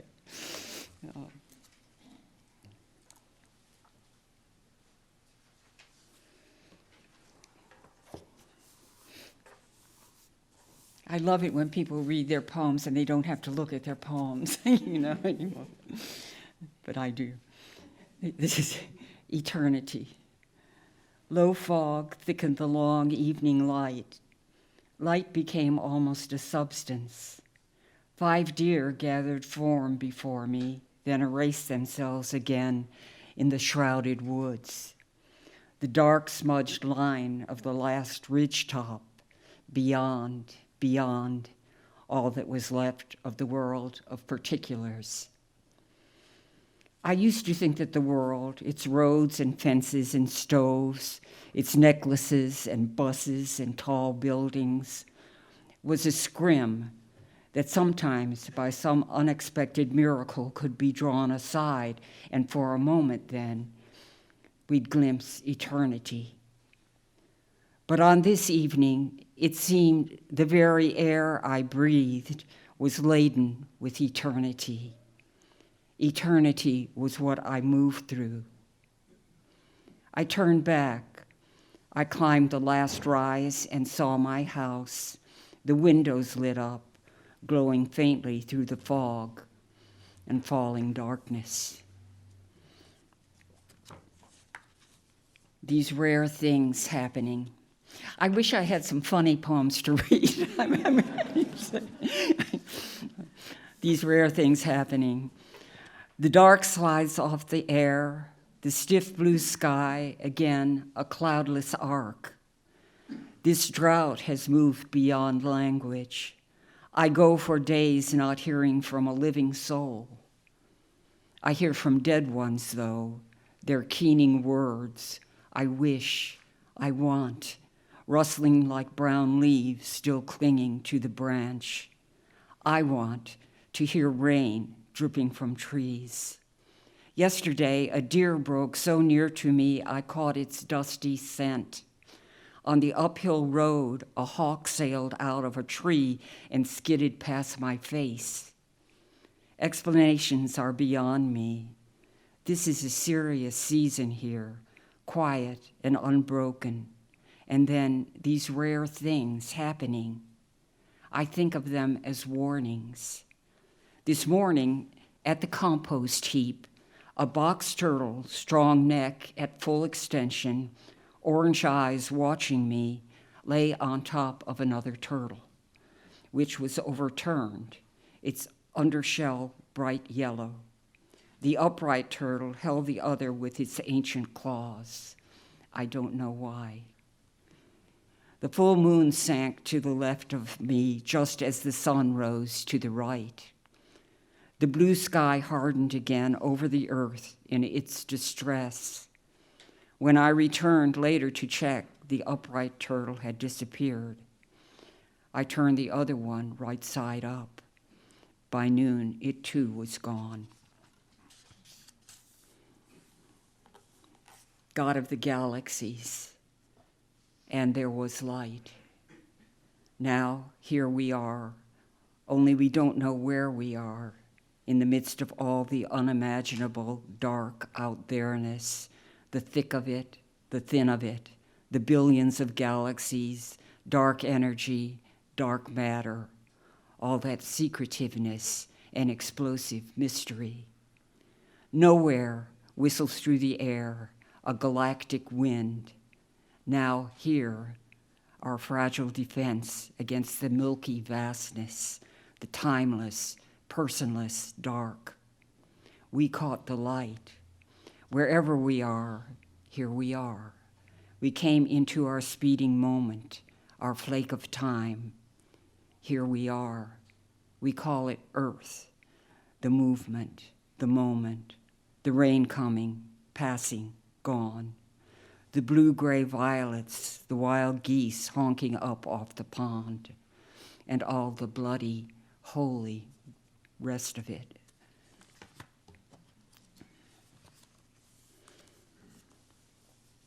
This is the Bohemian glass vase.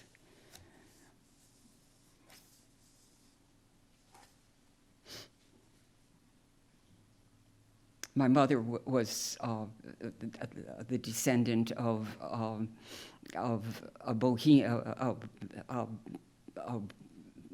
family of Bohemians from Bohemia who settled in Chicago and raised several generations of children. I think that Chicago is filled with my descendants from my mother's side. Kentucky is filled with my descendants from my father's side. All the Taylors are related to each other as far as I know.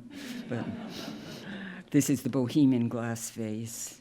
Shards of the rosy Bohemian glass, the treasure, the long ago ball thrown by the lost brother, missed by the lost girl. Their mother sits on the floor, the pieces of glass in her lap. This was all I had of hers, she explains. Not to them, to the air, her lost past looming backwards there in the dim alcove, her own lost mother. The girl sits close, wanting to wind time back to where the ball the brother threw was caught, to where he did not throw the ball at all. But she is huddled there beside her mother, who is fingering the shards. She is, in fact, still there, that girl, though she has gone on through all these corridors and rooms, these breakages.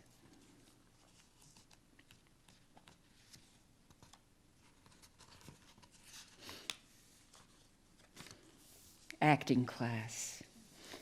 I have to say to myself, I wanted to be an actress when I was a teenager, and I went to acting classes in New York. Anyway, I have to say to myself a little sternly, forget the girl in the coat with the red hood looking at her reflection in the window of the subway car as it careens through the dark tunnel. The girl thinking, this could be the opening of a movie. A girl in a coat with a red hood looking at her reflection in the subway window. The camera follows her as she gets out at Grand Central, walks with the crowd toward the shuttle. Forget the girl freezing in the wind down Bank Street, going to acting class with nothing in her mind but a picture of a girl in a red hood going to acting class. Brooklyn, broken. This is the summer of 1978. It's when I lived there. We said we were in hell. I think we laughed. The plaster felt hotter than our skin. The bar below was fumigating. Half-poisoned roaches staggered up our walls. The narrow hall we painted red was like a rifle barrel as the shot is fired. I made tabbouleh for the friend you hadn't seen since college. The evening stumbled on, heat, sweat, sirens, roaches. Finally, we walked him to the subway. The air hung thick and vaporous around the streetlights, but my mind had a cold, sharp edge. I was the invisible one, beginning to see that really I was real. Your friend pushed through the turnstile, raced for the train back to Manhattan, waving goodbye as the doors slid shut. The two of us walked back in silence, climbed the brown stairs. You were the hollow hum inside the rooms. You were the bright fingers caressing late in the night the underside of your own arm. We lay on the mattress, sheetless, our bodies touching nowhere. All that night of Brooklyn heat, the small fan blessed us like the Pope, one, then the other, one, then the other.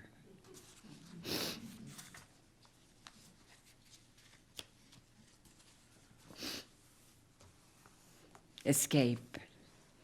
Here is the river, here is the road, the moonlit wet road, curving uphill.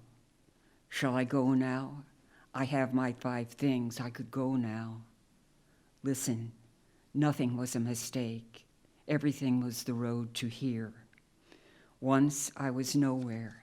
I could go anywhere. Anywhere seemed full of promise. I went anywhere. I packed my trunk. I gave the rest away.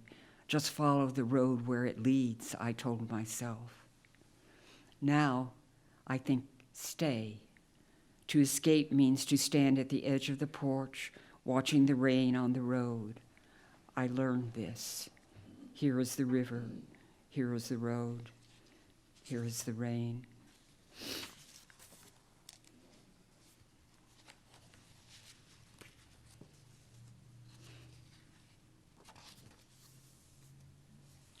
I think I want to read you this poem about Pine Mountain to elaborate on the thought that Erik had before. Pine Mountain. Light came and went, weather came and went, and this for a long time was forever, when forever stood still. No, not still. The sea gathered, the sea receded, leaving a rich mud. We come from mud. Continents banged together. The surface in this place was thrust upward. Water ran down along the creases in the slope. Something happened. Some particles coalesced in the mud, set up a faint throbbing, and then organisms began to move, to inch along, to swim, or to send themselves downward, deep into the mud, probing to find what they needed in order to push themselves up into the air. And so the forest came. The hemlocks rose up, the great oaks. Things came winding through the trees, things with wings or legs or bellies, moved along the ridge, or with fins through the ridge's water, all looking for what they needed for life. Huge things, mastodons and bison, and also things almost invisible. All sorts of things began to be alive. It took forever. Then some came through on 2 legs. They needed everything. They had no claws or long, sharp teeth to help them kill. They only had brains and clever hands. They used them to make weapons out of stone. They figured out how to make fires and cover themselves against the cold, since they no longer had fur. That's my iPhone going on. I'm sorry, I thought I got it turned off, but they figured out how to make fires and cover themselves against the cold, since they no longer had fur. They needed shelter. They needed to clear places to plant corn. Some of them moved on through. Some stayed, perhaps. They didn't leave much trace. They could come back. If this had been the place you knew when you hunted there 10,000 or so years ago, you could come back now and know where you were. You would remember the ridge lines, the steep slabs of bare sandstone at the crest, holding the memory of creation. The long ridge has remained unmolested, unblasted, unchanged, still itself. The ridges of most of the neighboring mountains are gone, blasted and bulldozed away. No human or animal could find the way back. But on Pine Mountain's crest, I saw almost what they saw, millions of years around me. Of course they would know it is not as it was then. The cougars are gone, the bison are gone, the chestnut trees they knew are gone, the hemlock severely threatened, the ash trees dying before our eyes. Still, I saw what they saw, the shape of the land, as close to forever as we're likely to get. I'll read one more. Let's see.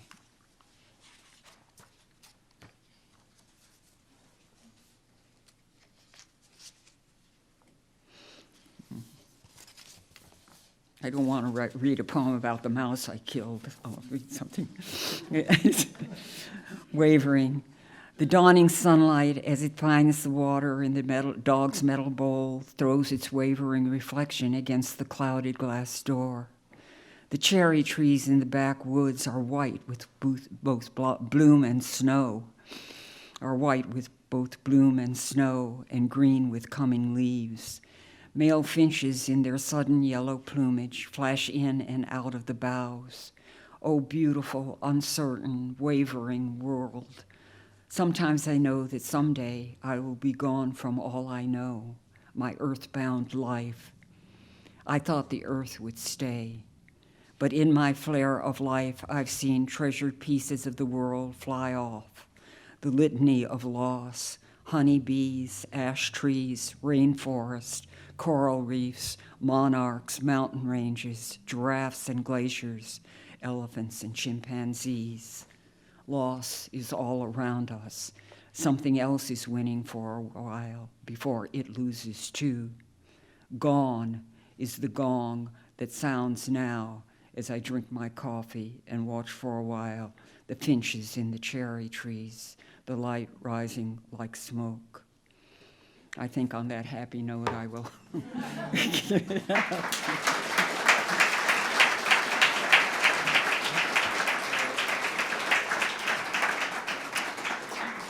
Thank you, Marianne. We're so happy to have had you with us today.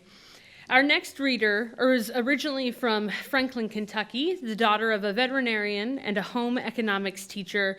Leatha Kendrick has historically found herself at home in the pastoral countrysides of both Kentucky and Mississippi. A self-proclaimed lifelong lover of poetry, influenced by art and photography, it was later in life that Leatha found herself moved by the Appalachian landscape, which she now credits to have turned her into a serious writer. Her collection of poetry, and Luckier, examines life as we see it through an aging perspective, embracing the joy, bereavement, questioning, longing, and curiosity that all of life has to offer. Please help me welcome Leatha Kendrick.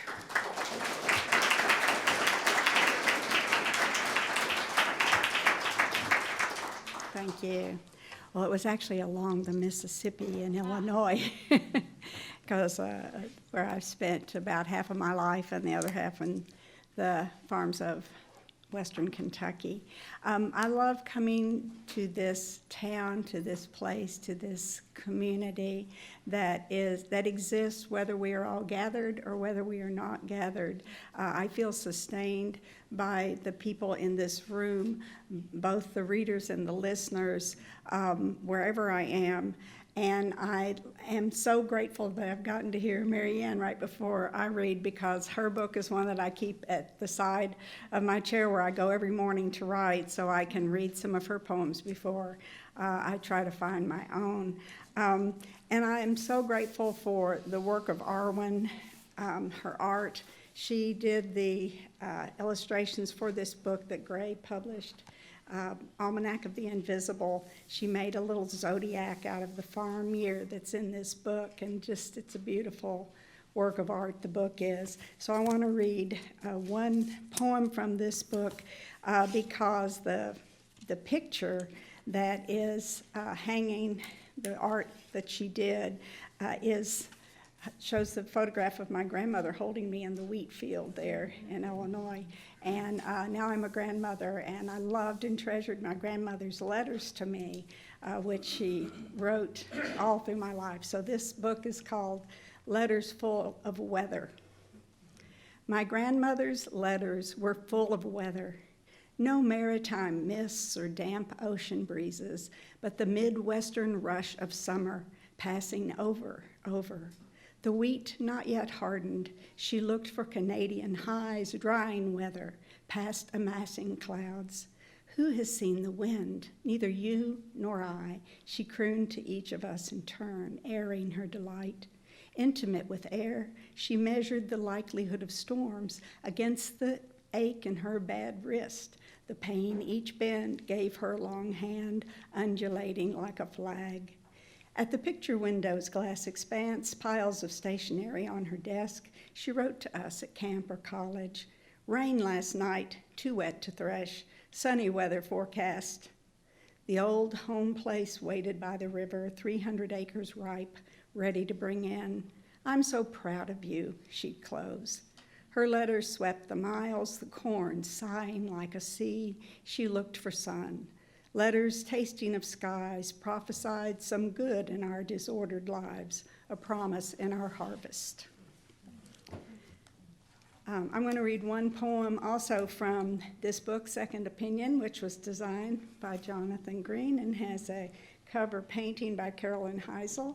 And I know that she was in a group with Marianne and many other writers and artists who had an artist group. And I love the way that the community of artists and writers in Kentucky comes together to create things communally. So this is one of those things. I'm going to read a poem that is not one I usually read from here, but I think a lot of what I want, I'm going to read like 3 more poems after this, and they all come back to what Wendell talks about when he writes It All Turns on Affection. But I think sometimes we think about love as an easy thing, and it's more than that. So this poem is called Define Love. Like ice and moonlight, radiant and harsh, merciless as cold, complete as light, that touches stone and gives back heat.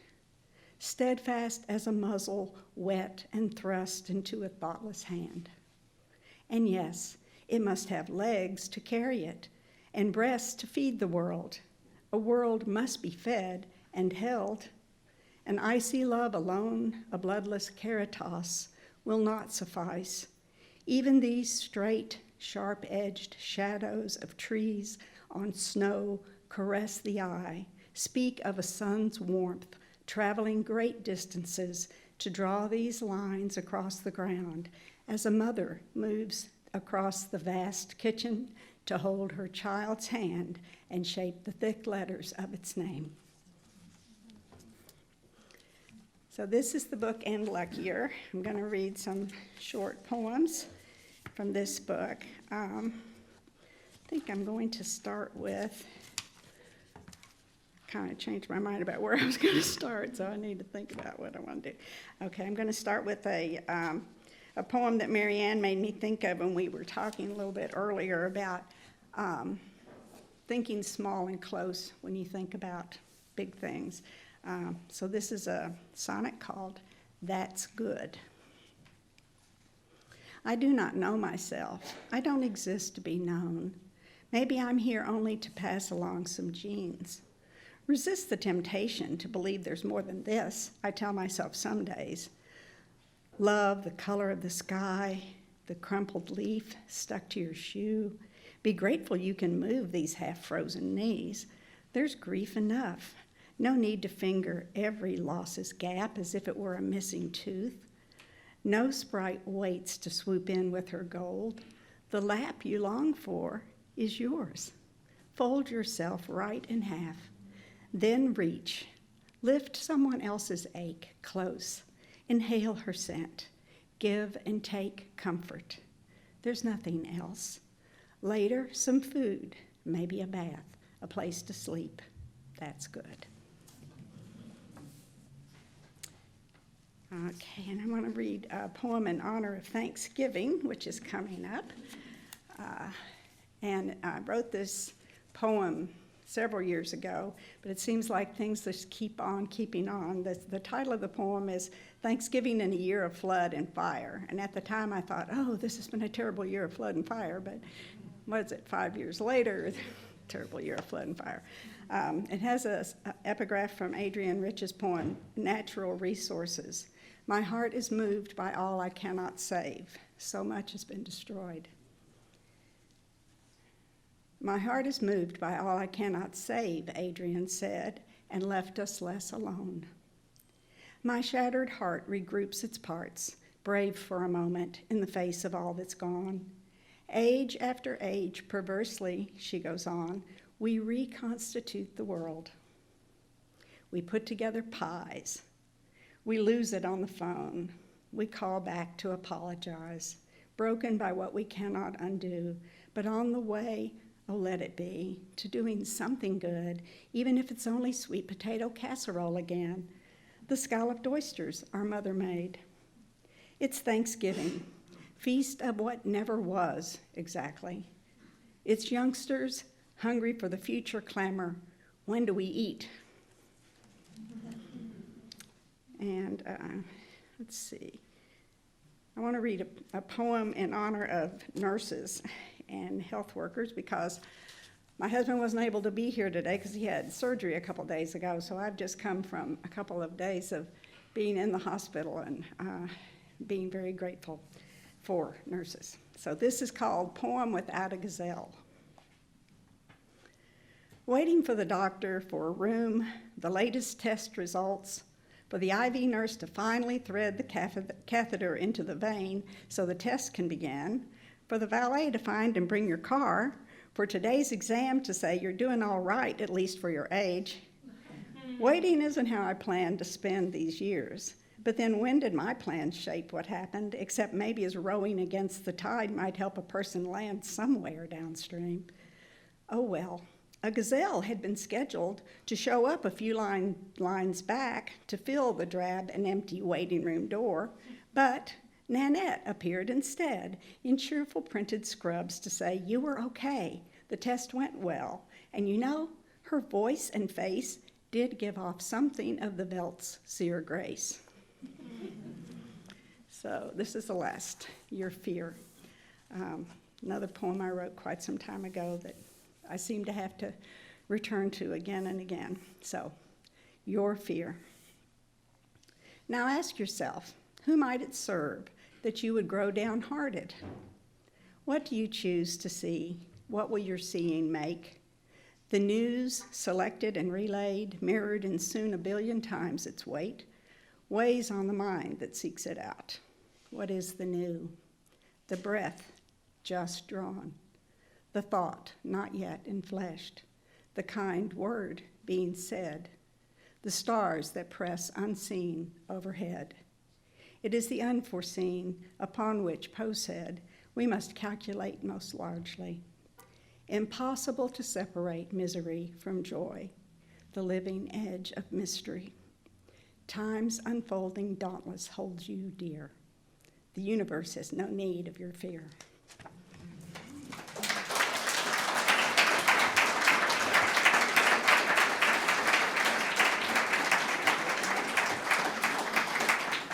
Thank you so much, Leatha, for those beautiful, beautiful works. Our next author is somebody who has been very influential in my own life, especially in my younger high school years.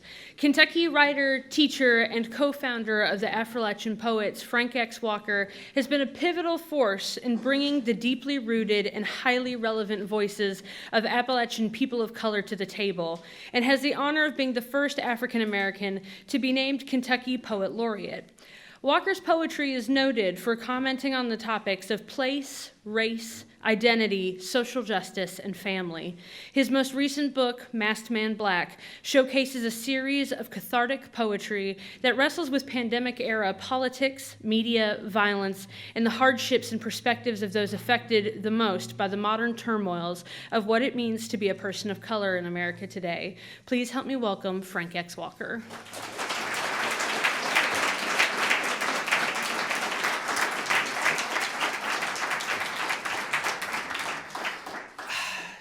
Thank all of you for still being here. And thank you, Virginia and Mary and Tanya, for preparing this feast every fall for us, whether it's virtual or in person. I much prefer it in person. I'm just going to read a handful of poems from 3 different places. This first couple of poems come from a new obsession. You may not know that over 24,000 freed and former slaves fought for the Union here in Kentucky. And there's a whole new accessible database available that has accumulated all these documents that are connected to these men's lives and their families. So I'm going to read 2 poems from that new series to open up. This is a poem taken from The Wheel of Matilda Burke's, and it's called After My Decease. I give and bequeath my silverware and plate, my beds, bedsteads, bedclothes, and household and kitchen furniture of every description to be split equally amongst my 3 sons and daughter. I give my Negro woman Grace and her little Harriet to my daughter Nancy.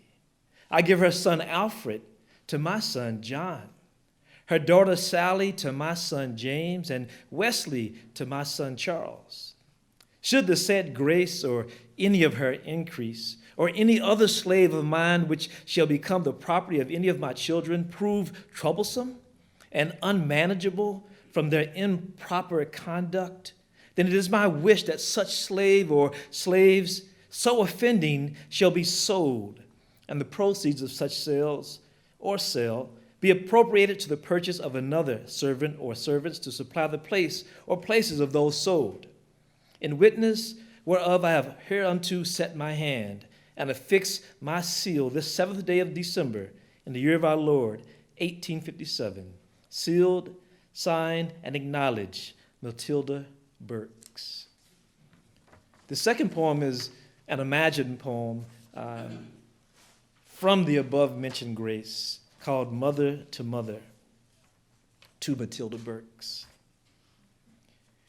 I believes you believe all this ink and chicken scratch show off your love for your children and how generous you can be. And that may be so. But it's easy to be generous when you're gone. What use a dead body got with silver and slaves? Well, I thank you for the gift of giving over my Harriet with me. I feel no such kindness for the plowing up of the rest of my children.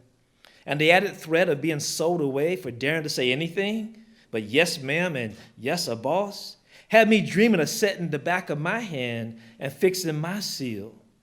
You might own me and my increase, but you can't shackle our dreams. The above-mentioned Grace. Let that sink in a little bit. The second kind of experiment I've been doing this year with my students,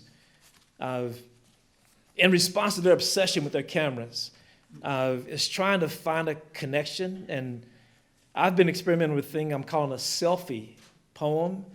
And I basically have my students take a selfie and then look at the picture, but try to look past their own image and see who else is there. I'm going to read the poems that I use as a model. Because when I look at my own images, I see both my parents, both who have gone on beyond, but they're always with me because I can't look in the mirror or a selfie and not see them. Selfie number 1. These moles look more regal on Morgan Freeman. Finally finding their ways from my family tree to their appointed place in the fallow field beneath my eyes. They must know they will be watered much. I didn't say all these poems are 3 tercets, so they're short and quick, like a selfie. Selfie number 2. I wear my mother's nose. This is called bridge, selfie number 2. The bridge of my nose reminds me that she is always here, even now, and that she always knew where I'd look for help when the soul crusher and the bill collector knocked at the same time. And there was no place else to hide. She knew. She always knows. After recognizing that my father wasn't present in that selfie, I looked again, and this selfie number 3 has an epigraph that says, "Luke, I am your father." Everybody knows where that's from. And it's the first time I saw what looked like a 2-foot-long gray hair in my eyebrow. So number 3 is called lightsaber. More Sith than Jedi, the stormtrooper slinking out of my brow reminds me that even if I eclipse my father's almost 80 years, every day after 40 is closer to the dark side. And I'll stop this part with number 4. In all the pictures of my mother, she never looks at the camera lens. She always looks away and off somewhere as if she's staring at some person particularly. So this is called Missing Persons, selfie number 4. Mama used to stare off like that, someplace far away, someplace nicer and easier, I always thought. But now, catching myself looking for her in my smile, I'm wondering not where she went, but to whom. Okay. And maybe a couple more. This one also tells some personal history and reveals my current obsessions. This is called Controlled Burn. I can't help thinking about how language fails us at the end. Why puffing on cigarettes is called smoking and not stage 1 cancer. Why Keytruda is called medicine and not embalming fluid. Hospice is too close to hospital, yet not far enough away from inhospitable. Misdiagnosed is just a clinical way to say death is coming, even sooner than you think. Nobody should have to tell us it's a bad idea to try to inhale fire. We don't have the internal organs or constitutions of dragons. Tobacco belongs on the shelf next to rat poison, same aisle as arsenic, just above racism and lie. Marlboro really means mini mushroom cloud, Hiroshima, a filterless wildfire in your lungs. And I'll close with this one called Hydrogen plus Potassium. If you have any stomach challenges, you know why that's the title. If you've ever had ulcers, acid reflux, or belly aches, you know our guts keep us alive. That the heart is just a battery, the brain a catalytic converter. Your stomach is an engine. Hydrochloric acid works like transmission fluid, monitoring more than your feelings, keeping you honest with bicarbonates, the bufferer, balancing your pH. Your heart shell is on the inside. It's not your thick skin. Epidermis can't protect you when you swallow the truth. If you've ever heard a laugh so deep you knew it could only come from here, or witness a body collapse after getting sucker punched with bad news, know this. If you ain't got the stomach for words, don't even think about being a poet. Thank you.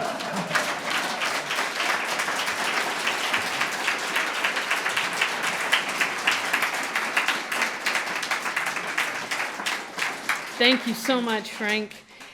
Before we move on to our final author and speaker today, I just want to remind everybody that when we conclude here, all of our authors are going to go straight on over to the Heritage House, and we can kind of follow them that way for the signings and let them kind of get time to get over there. Our final speaker today doesn't require a whole lot of introduction, but I'm going to do so anyway. Wendell Berry, someone who I'm proud to consider a friend, is well known for his many works of poetry, fiction, and nonfiction. He brings his lifelong experiences as a Kentucky farmer, agrarian, activist, and pacifist to each of his works. Wendell's writings have, for generations, brought a voice to the often complex and hard to articulate pastoral experiences of people rooted to a place. Most recently, he has published 2 new books, How It Went, the newest collection of short stories of the Port William membership, and The Need to Be Whole, an evocative and insightful look at the intersectional history of race, politics, and agriculture across the American landscape, and how we identify with the crossroads of those intersections no matter where we reside. Please help me welcome Wendell Berry.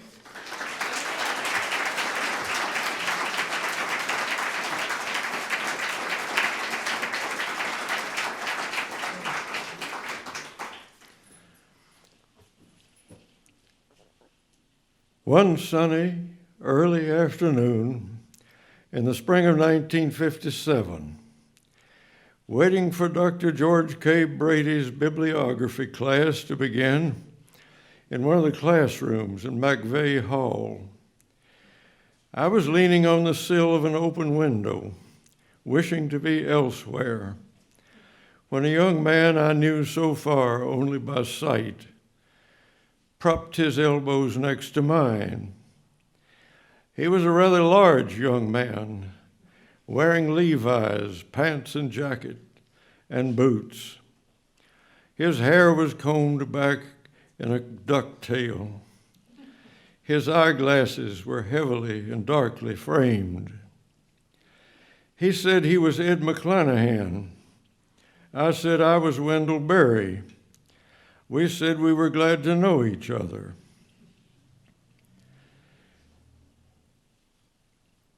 I could have had no idea then how glad I was going to be to know Ed McClanahan. The conversation we began in that sunny window would last, containing absences but no interruptions, for 64 years. Now it is time I reckoned up my pleasures and my debts. Ed, as he knew, was an extraordinary man with a lot to offer in the way of entertainment. It is hard to remember a funny or even an interesting story about Ed that he himself has not told. He was amused, among much else, by his self-indulgence, for which he had a gift, and a further gift for confessing them with laughter and without mercy to himself. In the late summer of 1968, my family and I moved ourselves to Palo Alto so that I could teach during the fall and winter quarters at Stanford. First among my reasons for that trip was that Ed McClanahan and Gurney Norman were both then living in the ambience of Stanford. The ambience of the Bay Area, including that of Stanford, was then one of the apexes of the 1960s.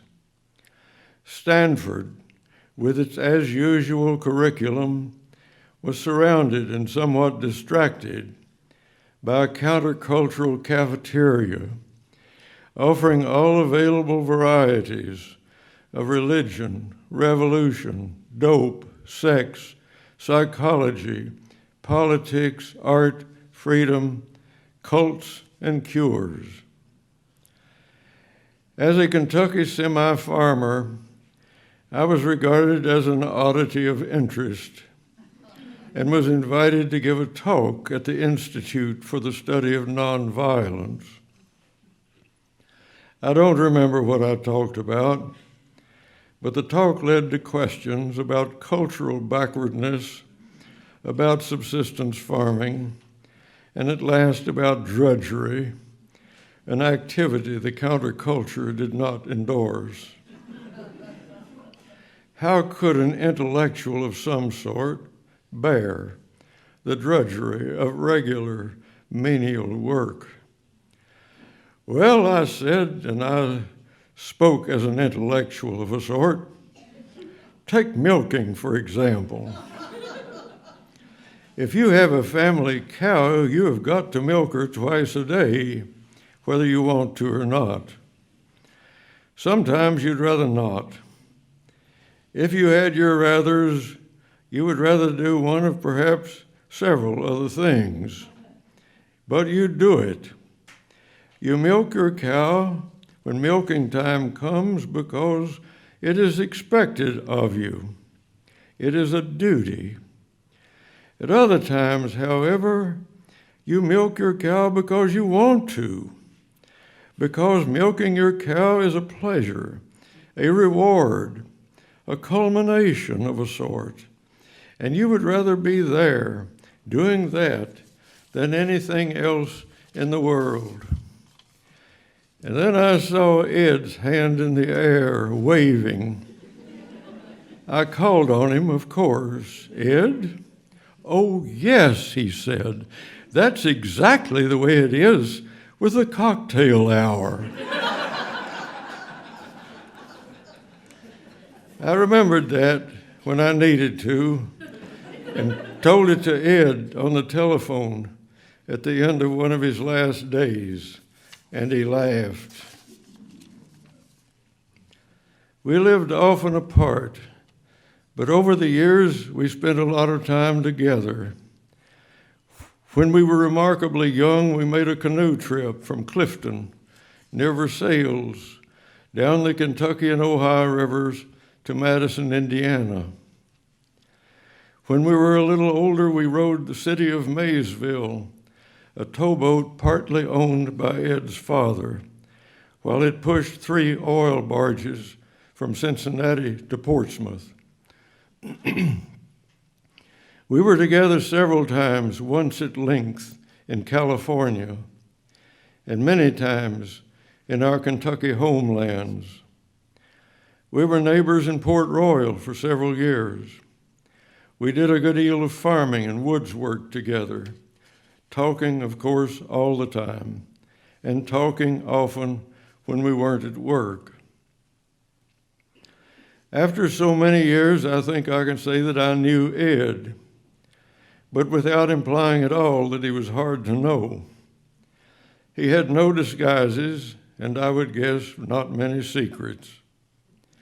I never saw him try to fool anybody or make a false impression. I don't think he was capable of making a false impression. He was one of the most generous people I've ever known, a great companion, an utterly congenial welcomer and host.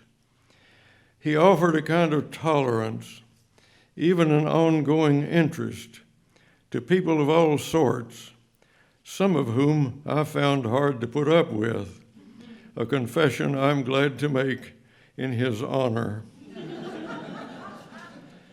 To have him as a friend was a privilege, a pleasure, a comfort, and, when needed, a consolation.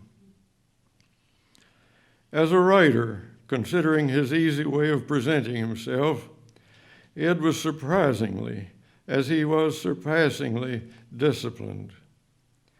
His mind and imagination were original, obviously, but that would have amounted to not much without the reading, reflection, attention, and above all the diligence he brought to his work.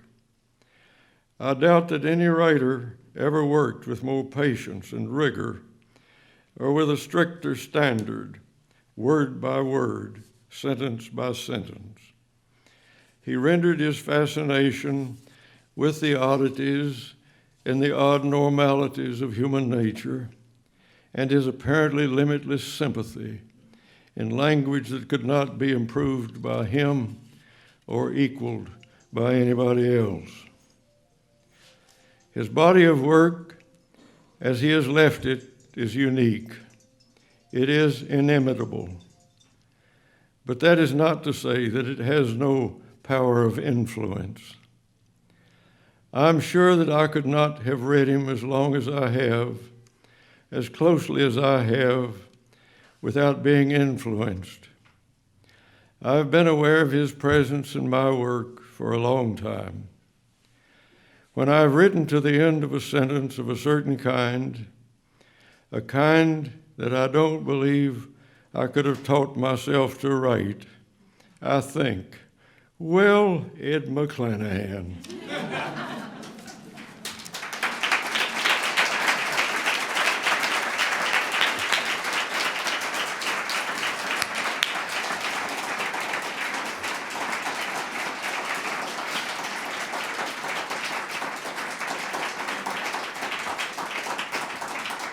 Well, on behalf of the Berry Center, the staff, the volunteers who put this event together, I think I can say with pure confidence that we are so happy to have had you all here in person again after a very long and tumultuous few years. So we want to thank all of you for coming today, for braving the weather, braving the cold. And I'd like to ask you to give another round of applause to particularly Virginia, who couldn't be here today, but whose work made all of this possible.